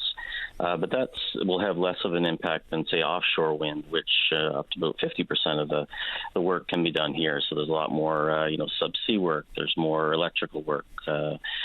More marine transportation, those kinds of things that will, see more of an economic impact in the province. But here in Atlantic Canada, there's no current offshore wind projects. How do you, include some of the variables? Because one of the tricky components for an offshore wind proponent would be power purchase agreements, proximity to market. So how do you factor in economic impact when it's not only in its infancy, it's not even a thing yet? Yeah, I mean, what we're looking at, we just developed a scenario. So if by 2030 we saw about $7 billion of offshore wind, Nova Scotia is looking to implement about $5 billion of offshore wind by 2030. Potentially, and then we assume that some will happen in Newfoundland and Labrador as well. So, the wind speeds tend to be stronger in the offshore than they are onshore. So there's a real, a potential to get more efficient energy from offshore wind. But you're right. There's nothing happening currently. We have to wait till we make some adjustments to the Offshore Petroleum Board, the Accord agreements. Those have to be adjusted by the federal and provincial governments before anything can happen. 100%, and there's still a lot of confusion about how it's going to work. When you evaluate and you land on offshore wind as having the greatest economic impact, how do you include things like how it might displace other sectors of the economy? Because, for instance, people in the fishery have concerns and questions about where some of these offshore wind farms will be. So when you look at economic impact, do you also back out economic loss in other industries as a result of? Well, this study isn't quite as complex as that. So it's really looking at scenarios of potential activity. Balancing with the fishery is crucial to making these things possible. There was a lot of in the offshore natural gas in Nova Scotia and offshore Newfoundland. There's always some consideration the fishery is needed to make sure that they don't disrupt those fisheries. So the goal will be to minimize the impact on the fishery, and they'll have a very strong voice to make sure that happens. So no, we didn't look at any negative impacts on the fishery for this report. I was just curious because economic impact is not simply a one-size-fits-all or one hammer, one nail, as I'm sure you know. I'm not telling you anything you don't know. When you looked at the impact of natural gas, which is a potential growth sector, we don't produce the natural gas off our shores. For the most part, we simply re-inject them into the wells. There may be some plays afoot. But what were some of the shortcomings inside of natural gas to not put it at the top of the heap? Well, I think the key thing there is that it's just again, not much has happened in terms of developing natural gas. There's in offshore Newfoundland, there are massive pools of natural gas, especially around the White Rose field that could be developed. Even in Labrador, there's very large pools of natural gas, but getting it to shore would be a challenge, and finding the market for that gas in an environment where we're trying to reduce our emissions could be a challenge. But it is there, and natural gas is expected to play a role in the transition because it is needed for generation, for baseload generation. It's also something that we expect to be part of the solution as an interim solution as we move towards removing coal and other higher emitting sources. It'll come down to the economics of whether or not it makes sense in Newfoundland and Labrador to extract that gas and ship it to other markets. Where are you, Patrick? What province? In Nova Scotia. Okay, so in Nova Scotia, interestingly, you mentioned coal. So renewables are about 80% of the grid here in this province. In York province is about 51% from coal or coke-fired. So when we talk hydroelectric, which was the third component here, for this province, it's a bit of a yoke around our neck when we look at Muskrat Falls. But, with the maritime link, trying to help Nova Scotia move away from the reliance you have on coal and whatnot with Muskrat Falls Power and other hydroelectric, how do you factor in the economic impact of hydro? Because does it include all opportunities on the Churchill River? For instance, the potential for things like Gull Island, or how did you, what categories of hydro were included in the economic impact review? Yeah, so for Newfoundland, we put it at low because there's not really anything in the Maritimes that could be developed. There's not enough river run that we could, do anything significant. But in Newfoundland and Labrador, there is, a potential for Gull Island, for expanding the Upper Churchill Falls project. There are some projects that are planned around the Bay de Sport facility, so there are opportunities there. And obviously, a lot has to be done. There's talk of an early renegotiation of the agreement with Quebec for the original Churchill Falls project. All that could play a role, further down the line, but something that we have to keep in mind because it can be, if it's done effectively, a lower cost type of energy for markets all over Atlantic Canada or potentially into the States. So, just have to make sure that we do it right because there are, we saw what happened with Muskrat Falls and the issues that around the construction, the rising costs and the negative impacts around those projects. So there is potential there, but a lot to be ironed out before we would move forward with any of that. Hydro's complicated. You mentioned 2041 and Nova Scotia pulled out of the concept called the Atlantic Loop based on the insecurity of supply from the province of Quebec. Then you look at another 2,225 megawatts at Gull Island and what that can mean for the security of supply. So there's a lot to the hydro conversation. It's not just how many megawatts could be generated, it's who's buying it at what price point. Let's bounce back to offshore wind for just a second. You talked about some of the goals for the number of megawatts that each province is hoping to produce with offshore wind. Do you have a value associated with the megawatts, whether it be per 100 megawatts, how many jobs and or economic impact would be felt? No, not at this point. It was what we're looking at is just a scenario to give a sense of, if we had $7 billion of investment by 2030, the spending by Atlantic firms would be about $3.5 billion, which is much higher than we'd see for the onshore wind.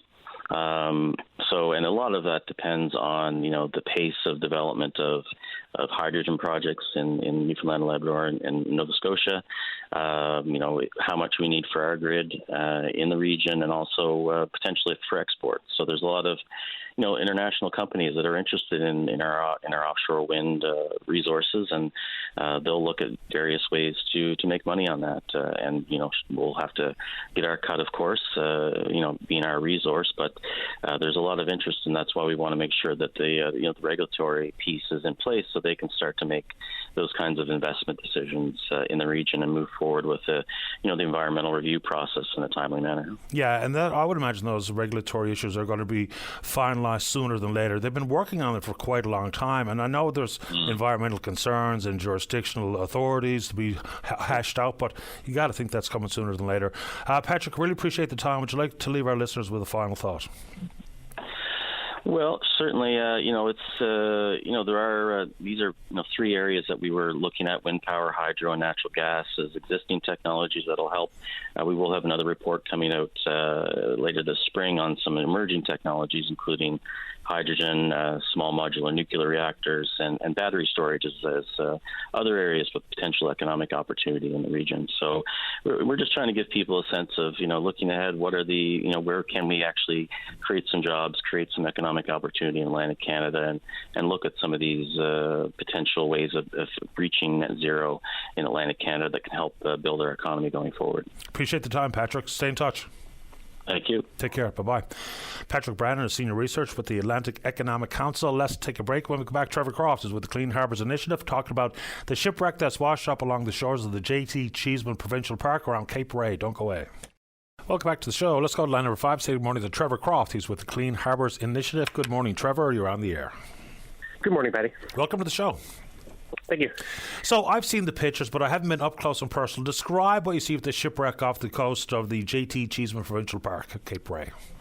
Well, this wreck is absolutely massive. It's probably a little bit over 100 feet by over 20 feet wide. And some of them planks, we cut off one piece of the plank there for the archaeologists, and it was close to 15 pounds in a 1 foot square section. So it's a massive, massive ship.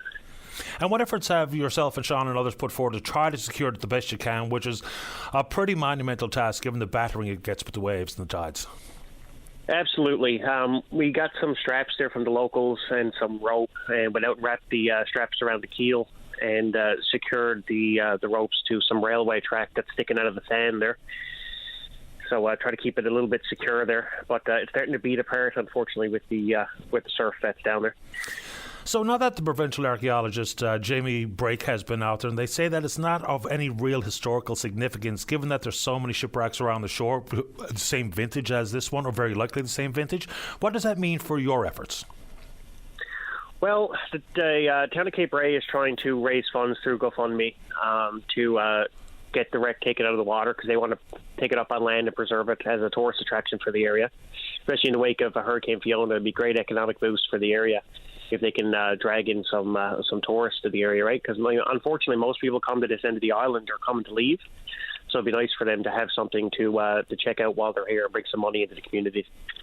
So what would be the ultimate goal? Because, Mr. Brake and others have said the actual likelihood of being able to take the wreckage out of the water without bashing it up yourself, regardless of what the waves will do, seems very difficult, if not impossible. So what's the ultimate goal here for you and the town? Well, if we can raise some funds enough to get it out, we'll get some heavy equipment down. We'll lift it up, drag it in so far. We'll have to probably chunk it up in a couple of pieces in order to get it up on the beach safely. Then it can be reassembled on the beach or up by the lighthouse where they actually want to have it displayed. But unfortunately, that all comes down to the funds, right? It always does. Money makes the world go round. There was also some vague mention by Mr. Brake about what you folks may have seen another couple of 100 feet offshore. Do you know what he's talking about, or have you seen anything that's a little further afield? From the drone shots, you can see where the wreck was and where it drifted from.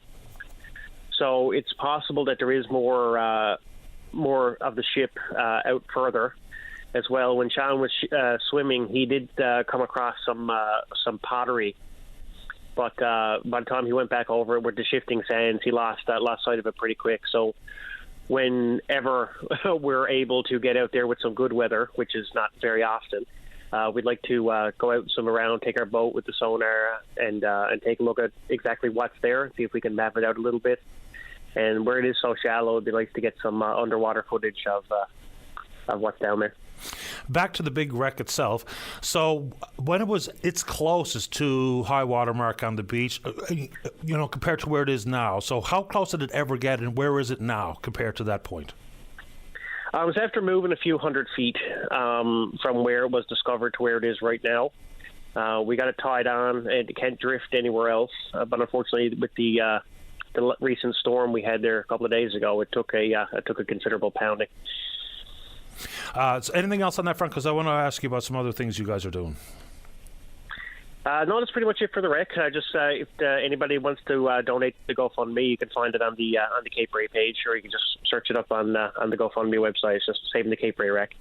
Yeah, it's had international attention. It'd be nice if some of the international media outlets that cover the wreck itself also were able to share some of that GoFundMe link information. You may indeed get the money you need.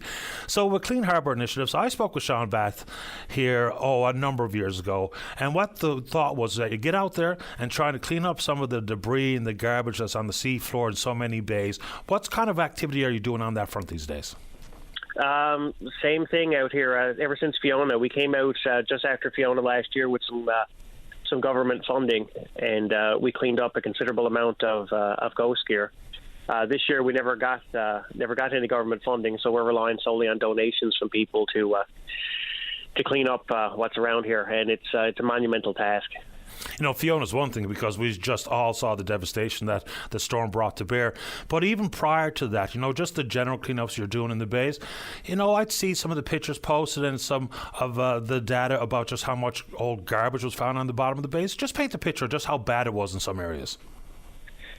Pretty much in every area we go to, there's tires, there's bottles, there's general garbage. I mean, especially over here right now with Fiona debris, we're taking probably 20% or 30% Fiona debris, and everything else is there from years ago. I mean, we're taking stuff out of the water that's been in the water for nearly 100 years.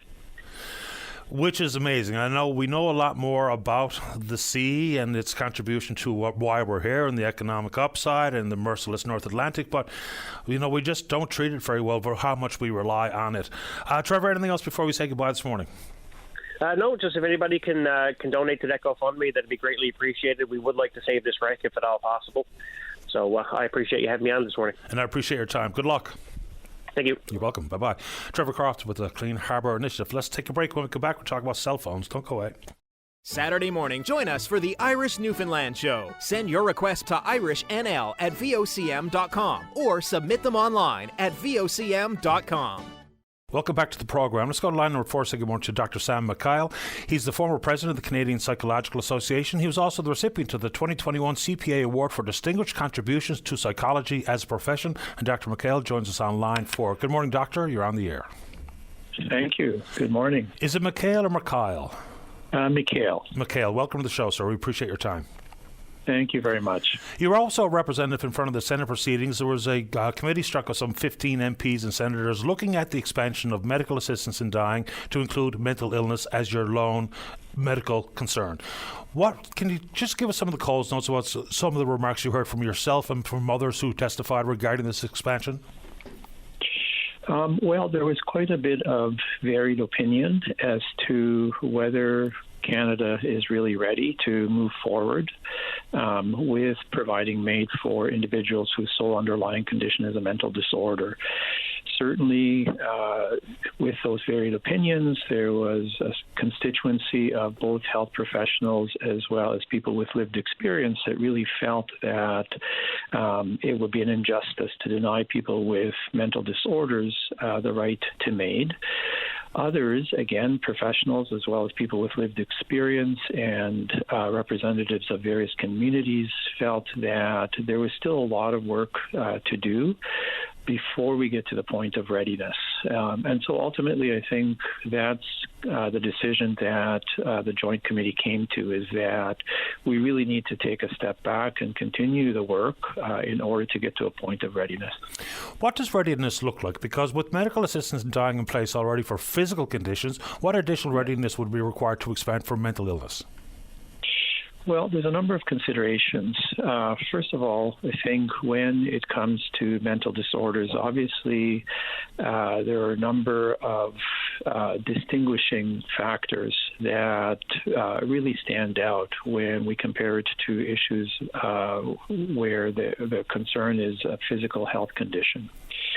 The large majority of cases that have where MAID has been performed already have been instances where a person has cancer. It's about 2/3 of people undergoing MAID are individuals in the later stages of cancer. One of the things that's clear in Canada is that if you're diagnosed with cancer, regardless of where you live, you're going to get the treatment that you need in order to address that illness. That's certainly not the case with mental disorders. I think there is still really significant gaps with respect to access to care, and I think that's one of the concerns that was expressed by many of the witnesses before the Joint Committee, is we need to ensure that people have had adequate care and adequate access to care. And that really has not been established. I think the other thing, again, when it comes to a number of physical disorders that may be cause for someone to reach out and make the decision to proceed with MAID, most In most of those instances, treatment is standardized. There's recognized protocols for how you help someone through the illness and the condition. And if treatment doesn't work, and obviously the person is suffering, then and they make a request for MAID, then one can move forward with that. Again, that's not the case in mental disorders, where the research, I think, is still lacking in terms of really being able to determine for certain conditions, mental disorders, what effective treatment needs to look like, what it entails, what the length of treatment needs to be, and so on. So those are some of the considerations. I think the other big issue that was raised, again, legitimately so, is that suicide and suicidal ideation or thoughts about wanting to end one's life is a very symptom of a number of mental disorders. So trying to make that distinction between a desire to end one's life due to suicide or that's driven by suicidal thoughts, and a desire to end one's life that is clear, reasoned, consistent with the kinds of decision-making processes that are part of other health conditions, that distinction is certainly much, much more challenging when it comes to mental disorders. So that's another issue in terms of the whole notion of readiness. Even inside the world of access to publicly funded and accessible mental health services, you could talk about early diagnosis and treatment and access to long-term care, whether that be in the envelope of continuity of care or the continuum of care. But unlike some physical ailments, the concern that many speak to is that there are no hard fixed rules with how to treat and how many treatments should be provided in the world of mental illness, because incurability has to be a consideration here. That's a case-by-case basis. So why is there not some sort of fixed rules? Because a cancer diagnosis, of course, will there be some variance associated with what the age of the patient and whether they not, let's say, response to a repeat cancer or what have you. But how come there are no more rigid, or perhaps that's the wrong word, why are there no fixed rules about the type of treatment and how many treatments are afforded to someone with a mental illness? Yeah, that's a really important issue. I think that there are a number of factors that are contributing to that. First of all, I think we've, as a country, as a society, we have not placed the emphasis on mental disorders that we've placed on physical disorders. So there's real inequity when it comes to those classifications of conditions.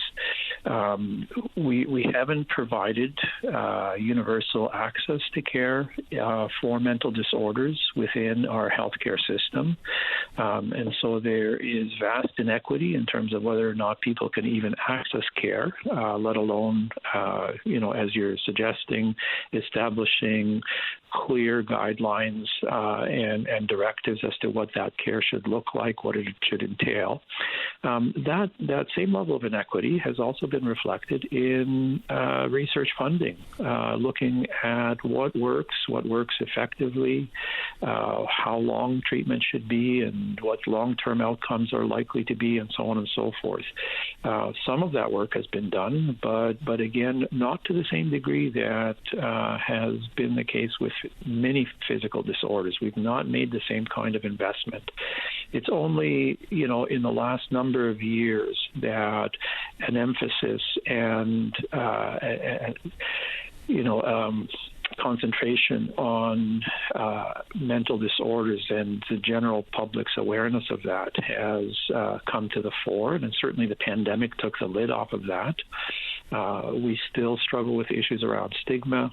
We still struggle around issues of blaming the individual that has a mental disorder, particularly, say, with substance use disorders, real misunderstandings around that.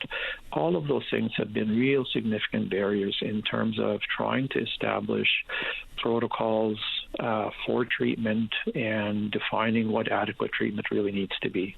Without the required research and funding for said research to really understand what's effective, the levels of efficacy, we're operating in a very grey area with an already very complicated issue. So is it solely about funding and increased funding, because then we'll be able to understand, the type of treatment, the numbers of treatments offered, whether or not they're effective or not? So is it simply about funding? I think funding is a fundamental issue, both for research and for treatment, as well as training health professionals, having an adequate number of professionals that are able to respond to the mental health needs of Canadians. I think those are really, really critical issues. But it's not just about funding. You're quite right. One of the things that we really understand with some clarity when it comes to health, not just mental health, but all aspects of health, are the social determinants of health. We know that when someone is living in harsh conditions, be it poverty, be it abusive relationships, be it economic challenges, and so on and so forth, all of those factors have a marked impact on a person's well-being and their health outcomes. And again, I think when we take a look at Canadian society, there are vast inequities with respect to that. Our social safety net has eroded over the years. I think the kinds of programming that we once had to ensure that people didn't fall through the cracks, some of that has really diminished over the years. And so those are critical factors to be paying attention to. It's not just about directing money towards research in mental health, although that's critical. It's not just about ensuring that there are adequate funds to provide treatment. That's critical. It's also looking at those broader social determinants of health and how they intersect with health outcomes in the long term. I'm not sure how to phrase this question, but with the lack of research and understanding treatments, frequency of treatments, and efficacy, how is it able to, I heard some psychiatrists say when they testified that it's very difficult, if not impossible, to determine whether or not something is actually treatable or is terminal. So this is a very gray, maybe a very vague question, but if we don't understand whether or not something works, how can we possibly diagnose, or how can we possibly say that medical assistance in dying is the sole last course of action when we talk about mental illness? Because if we don't know if something's going to work, it's hard to come up with a determination that this is the last opportunity to end your life gracefully with the assistance of a doctor. Do you understand the question, or where I'm going with that? I think so. I think I have the gist of what you're asking. Well, first of all, I think that's a fairly broad statement. It doesn't apply to all mental disorders. Certainly, we do have evidence about efficacy for a number of conditions, and some very, very promising outcomes have been, I think, demonstrated over the years. Certainly, we know how to treat depression. We know how to treat anxiety disorders. We know how to treat bipolar disorder, schizophrenia, and some of the psychotic disorders. And when we talk about treatment, what we're talking about is not necessarily, at least in some of those conditions, not all, we're not talking about curing the person of the mental disorder, but rather how to manage it effectively and how to contribute to the individual's ability to live a meaningful and productive life. So many of the mental disorders aren't necessarily cured, but they're brought under reasonable management in a way that allows a person to have good quality of life. So we do have evidence on that.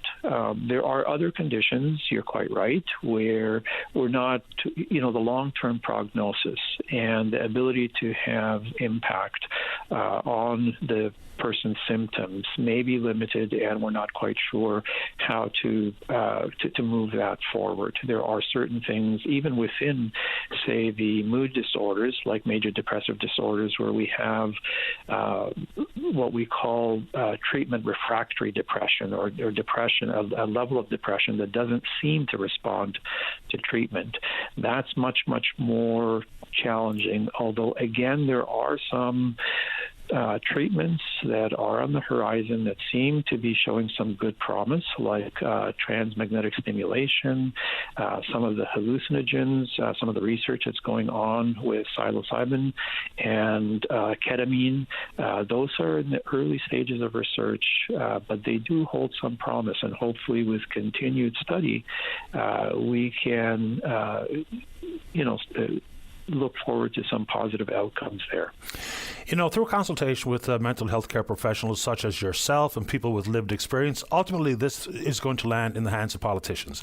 How would you like them to hear the issues regarding exclusionary policies? Because there is no category for cancer patients looking for medical assistance in dying, but there is for mental health. So whether it be the stigma or the exclusionary nature of the lack of expansion on this front, what would your message be? Because politically they're going to make their own calculations, but unfortunately that might not make it come up with the best result. Well, I'm not sure I fully agree with that. I think, people have a voice, and each of us needs to exercise our voice to our fullest potential. Politicians do listen to people. Obviously, they want to be reelected. If voices are loud enough, then the message hopefully gets through.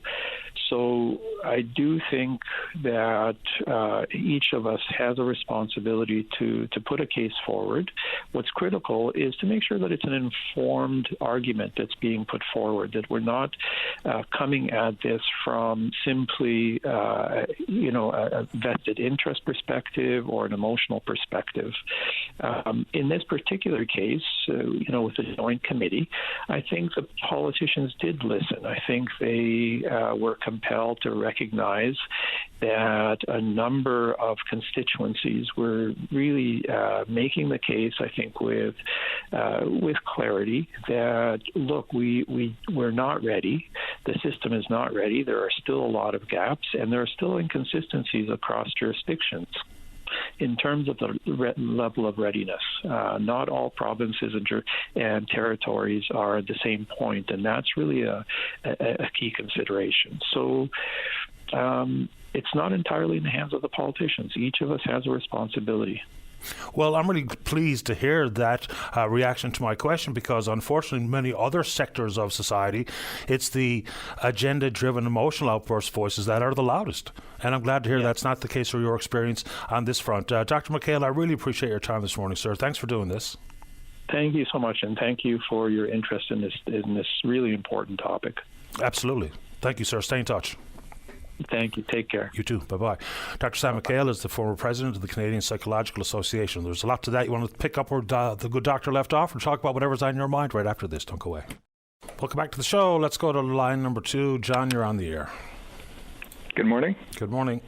Oh, hi, Patty. I'd like to talk about two very important issues today.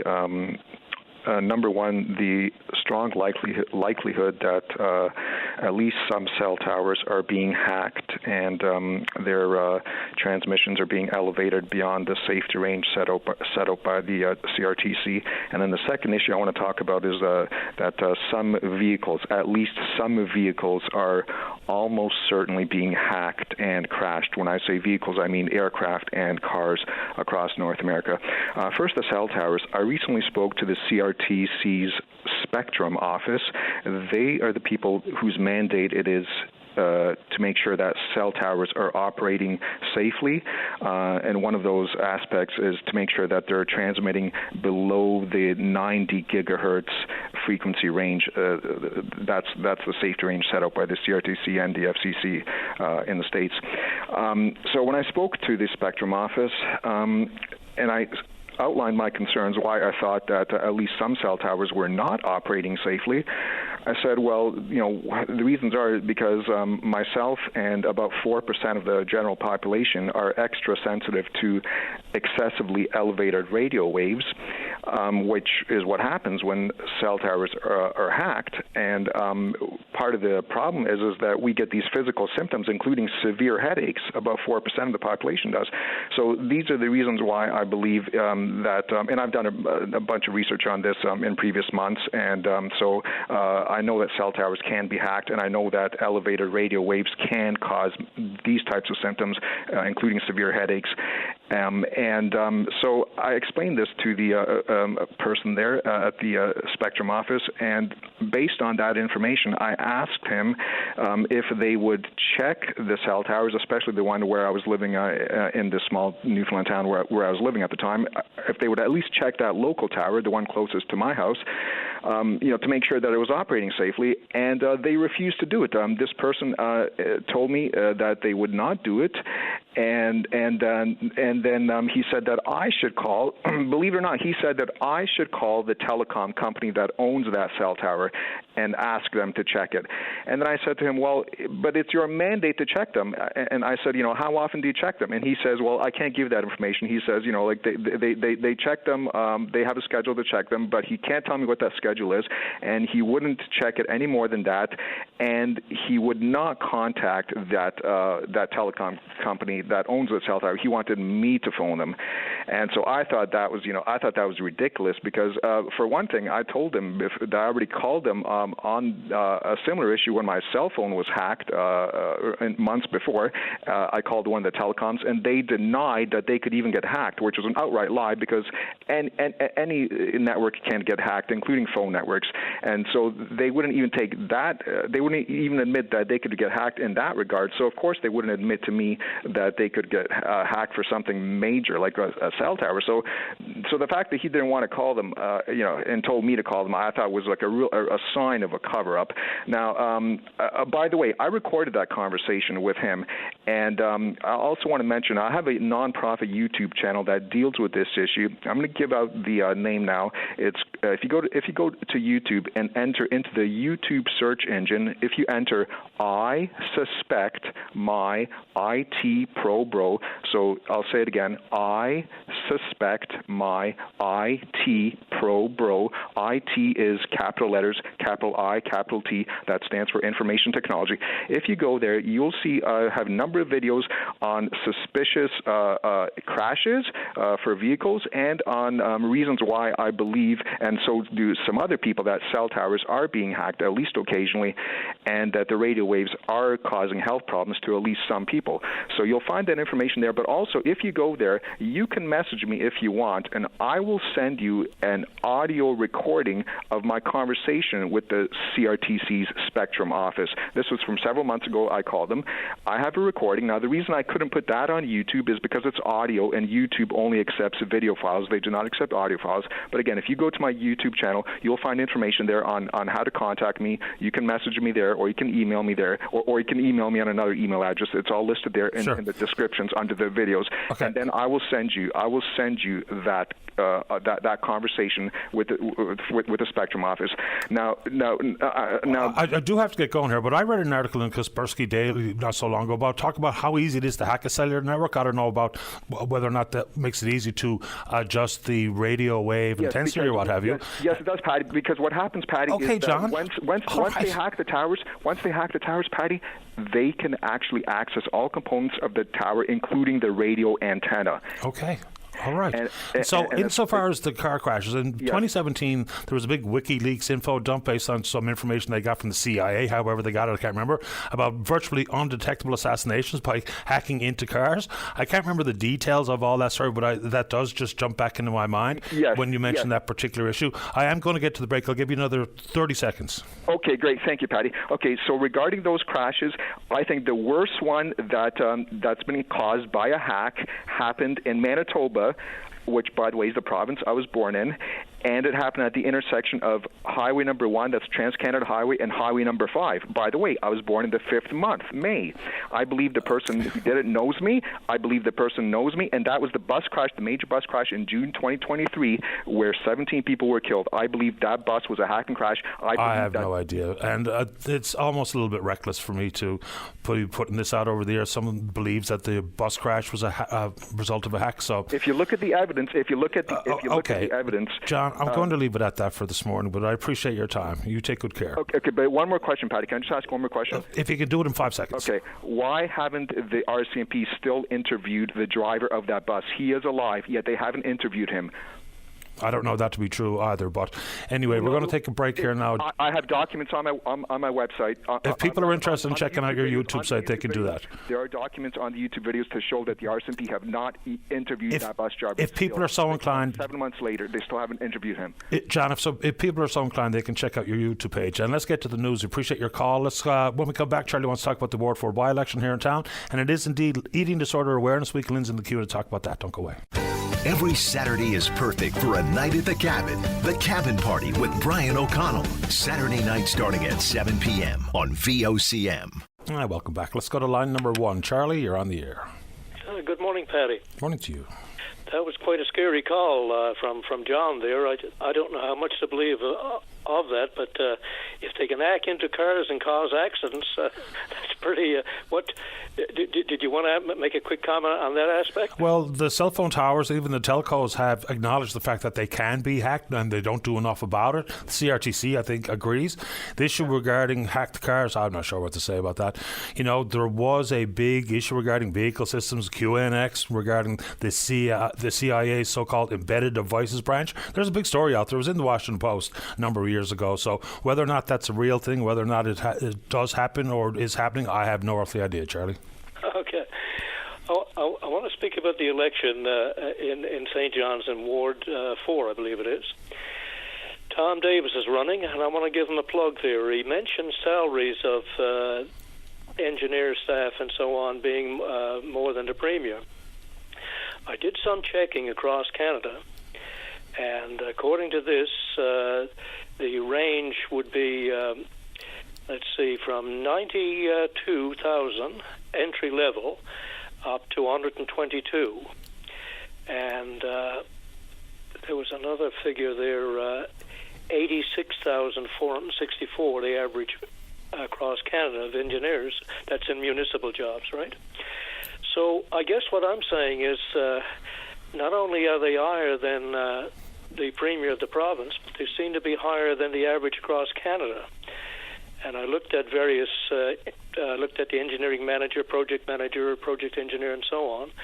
133, 125, 122, 101, director, and so on. So I'm wondering, Newfoundland seems to have a tendency to pay its people, some of its people at least, in the higher level jobs more than across Canada. I'm thinking of the university thing and or liquor board thing and so on. If this is right, I think taxpayers have a right to ask why their taxes are being raised when these salaries are so high. It must be nice to be able to vote for or have a vote of the union raise their wages and your wages go up as well. I think Tom sounds like, to me, the only one who would have the guts to tackle this thing. He's spoken about it over the years.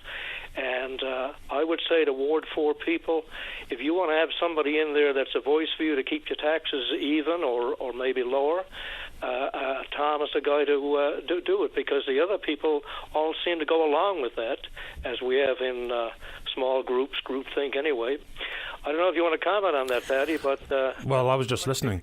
You know, one thing is salaries aren't going to get rolled back, so I don't know about lower taxes, but certainly trying to avoid the 13% increase. And I'm a property taxpayer here in the city of St. John, so I'm livid about how we've arrived at this point. And I'll let the folks of Ward 4 make up their own mind. We've had all the candidates on, and they're given ample opportunity to express their views. And we do have significant payroll at the city of St. John's. No argument at all coming from me. When Councillor Ellsworth was on the program after the budget was tabled in council chambers, we spoke about exactly that, and it's something that we've got to be very mindful of as property taxpayers here in the city, and I would imagine municipalities across the board that have pretty hefty payrolls. Just very quickly before we move on, someone did just send me that Washington Post article, and here's one paragraph, and I'm not so sure if I should be doing this because I don't want people to be scared to death getting in their vehicle today, but in 2015, security researchers Charlie Miller and Chris Valasek hacked into a 2014 Jeep Cherokee and managed to turn the steering wheel, briefly disable the brakes, and shut down the engine. The pair found they could also access thousands of other vehicles that used the wireless entertainment and navigation system called Uconnect, which was common to the Dodge, Jeep, and Chrysler vehicles. And as a result, the hack prompted Fiat Chrysler to recall 1.4 million vehicles. So it is a possibility. What the likelihood is, I have no earthly idea. But that's something that we know. Anyway. Probably wouldn't get a lot. They probably wouldn't be making much money off that. Of course, the car companies. But anyway, I'll go back to the other one. I'd like to say again to the people of Ward 4, look up, just Google average municipal salaries for engineers and so on across Canada, and you'll be astounded at the difference. And one has to ask, why St. John's why they've got so much, and basically I don't think anybody's been questioning them enough, and Tom has. Anyway, I'd like to go to another topic regarding Joe Fresh, if I may, Paddy. Okay, quickly, Charlie, before we run out of time, go ahead.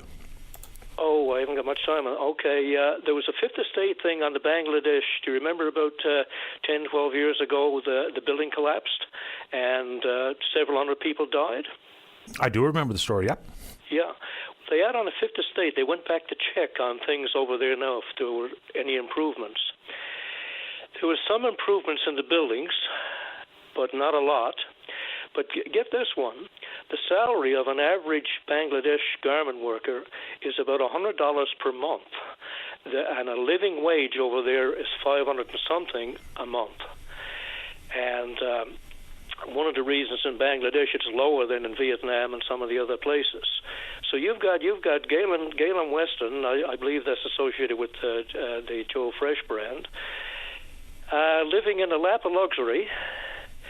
And you've got the garment people over there, the chief guys, the managers with their penthouses, and you've got the workers can't get a living wage. There was only one lady who was willing to speak out, a young woman, very well spoken, and they showed her living conditions about the size of less than you would a boxcar, but half the size of that, and what she was living under, you wouldn't have a dog do it. And I wonder sometimes we go into the store and we see a Joe Fresh and there's a nice price on it, $8. What responsibility do we as consumers have to ask questions about where this is made and who's benefiting from it?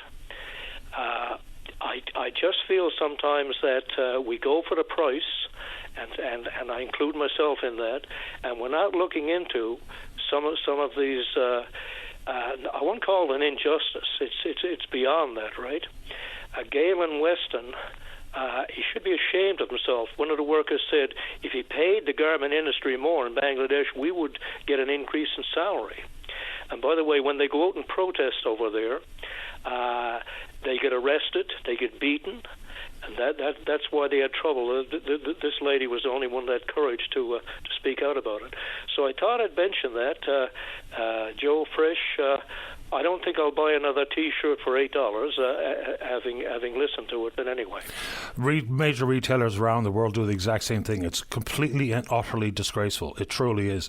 5 months prior to that building collapse in Bangladesh, there was a fire at another one of these garment industry facilities that killed, I think, 110 people or so. The worst part, well, I don't know if the worst part, one of the other contributing factors here about that Bangladesh building that collapsed where Joe Fresh products were being made. So 230 people were killed. The day before, they actually had an inspection about some of the deep visible cracks in the concrete, and they ordered an evacuation. The company ignored it, and the very next day the building collapsed. I mean, it's a remarkable story, and it is truly disgraceful. And you're right. People go into the stores, they look at the price tag, no consideration, the country of origin, maybe the working conditions to create that product. So maybe, just maybe, in the whole world of social consciousness, now, of course, I'll have people get back to me and say, look, I have to look out for number one, and price is my number one consideration. Maybe, just maybe, you can add a second or a third consideration as to how and where you shop. Well, just one more point on the fire thing. They looked at that.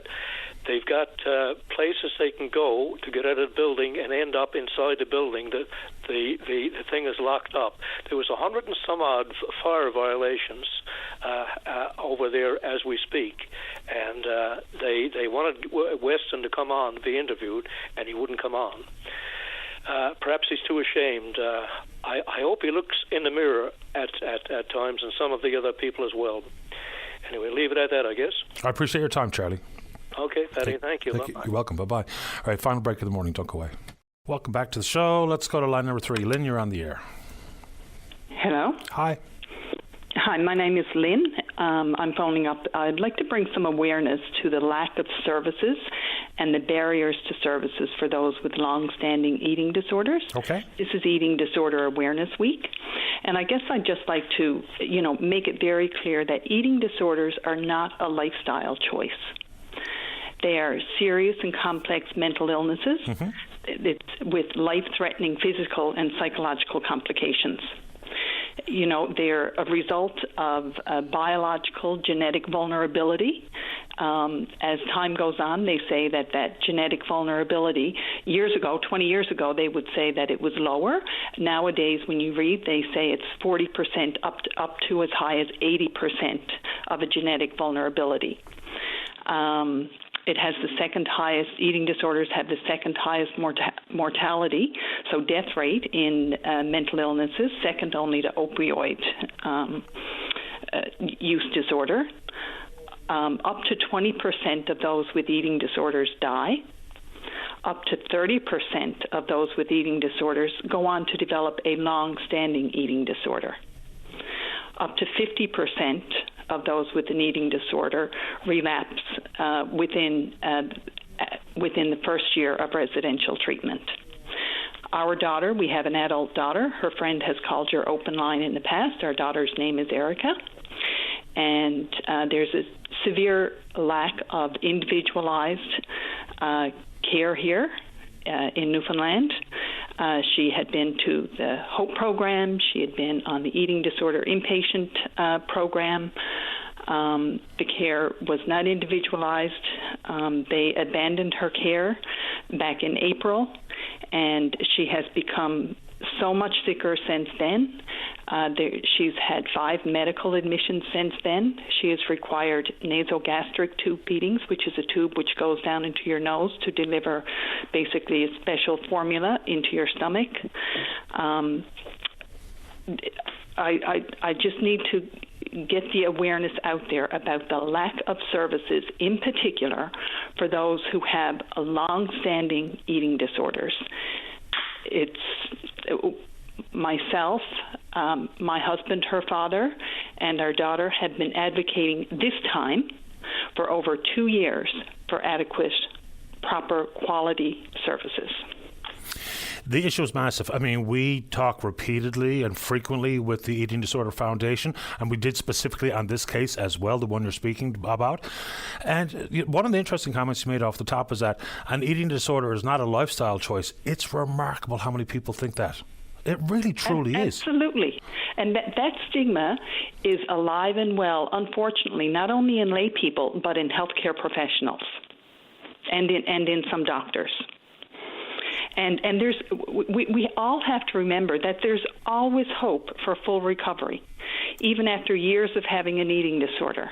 You know, our daughter also has PTSD, post-traumatic stress disorder, and the HOPE program denied her care for the eating disorder and for the PTSD at the same time.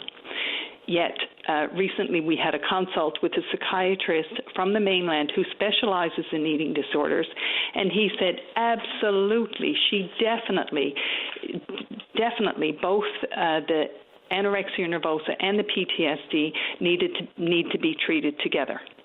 The other thing that I'd like to say is that the HOPE program with Newfoundland and Labrador Health Services, that's the outpatient program, they don't follow up with any of the patients that they deny care to.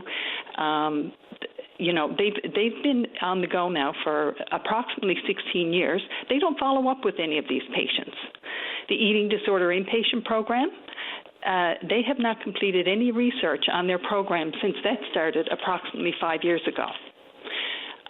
We spoke up after our daughter was on the eating disorder inpatient unit, and actually two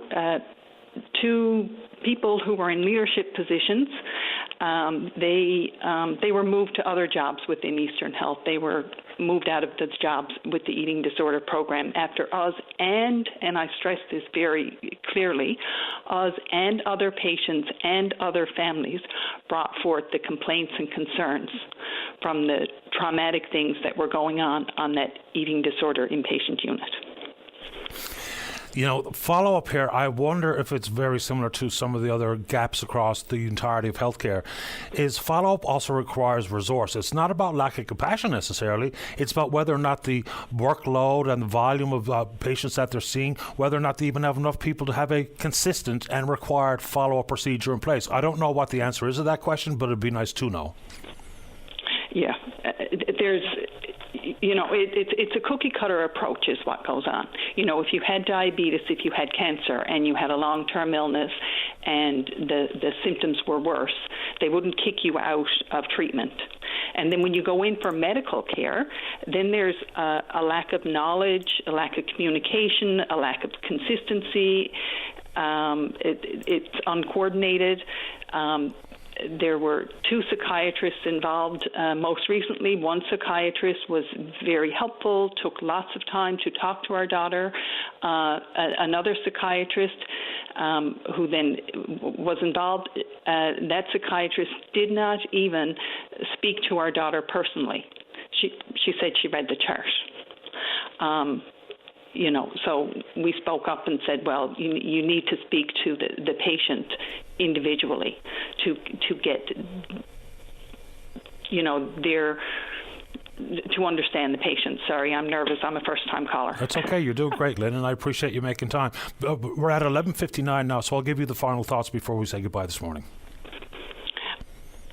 Okay, eating disorders are not a lifestyle choice. And here in Newfoundland, there is a significant lack of services and barrier to services for those who have long-standing eating disorders. I really appreciate the call and the content this morning. Thanks for doing this. Thank you. Take good care. Bye-bye. Bye. All right, Lynn did indeed have the last word, but we will pick up this conversation again tomorrow morning right here on VOCM and Big Land FM's Open Line. On behalf of the producer, David Williams, I'm your host, Paddy Daly. Have yourself a safe, fun, happy day. We'll talk in the morning. Bye-bye.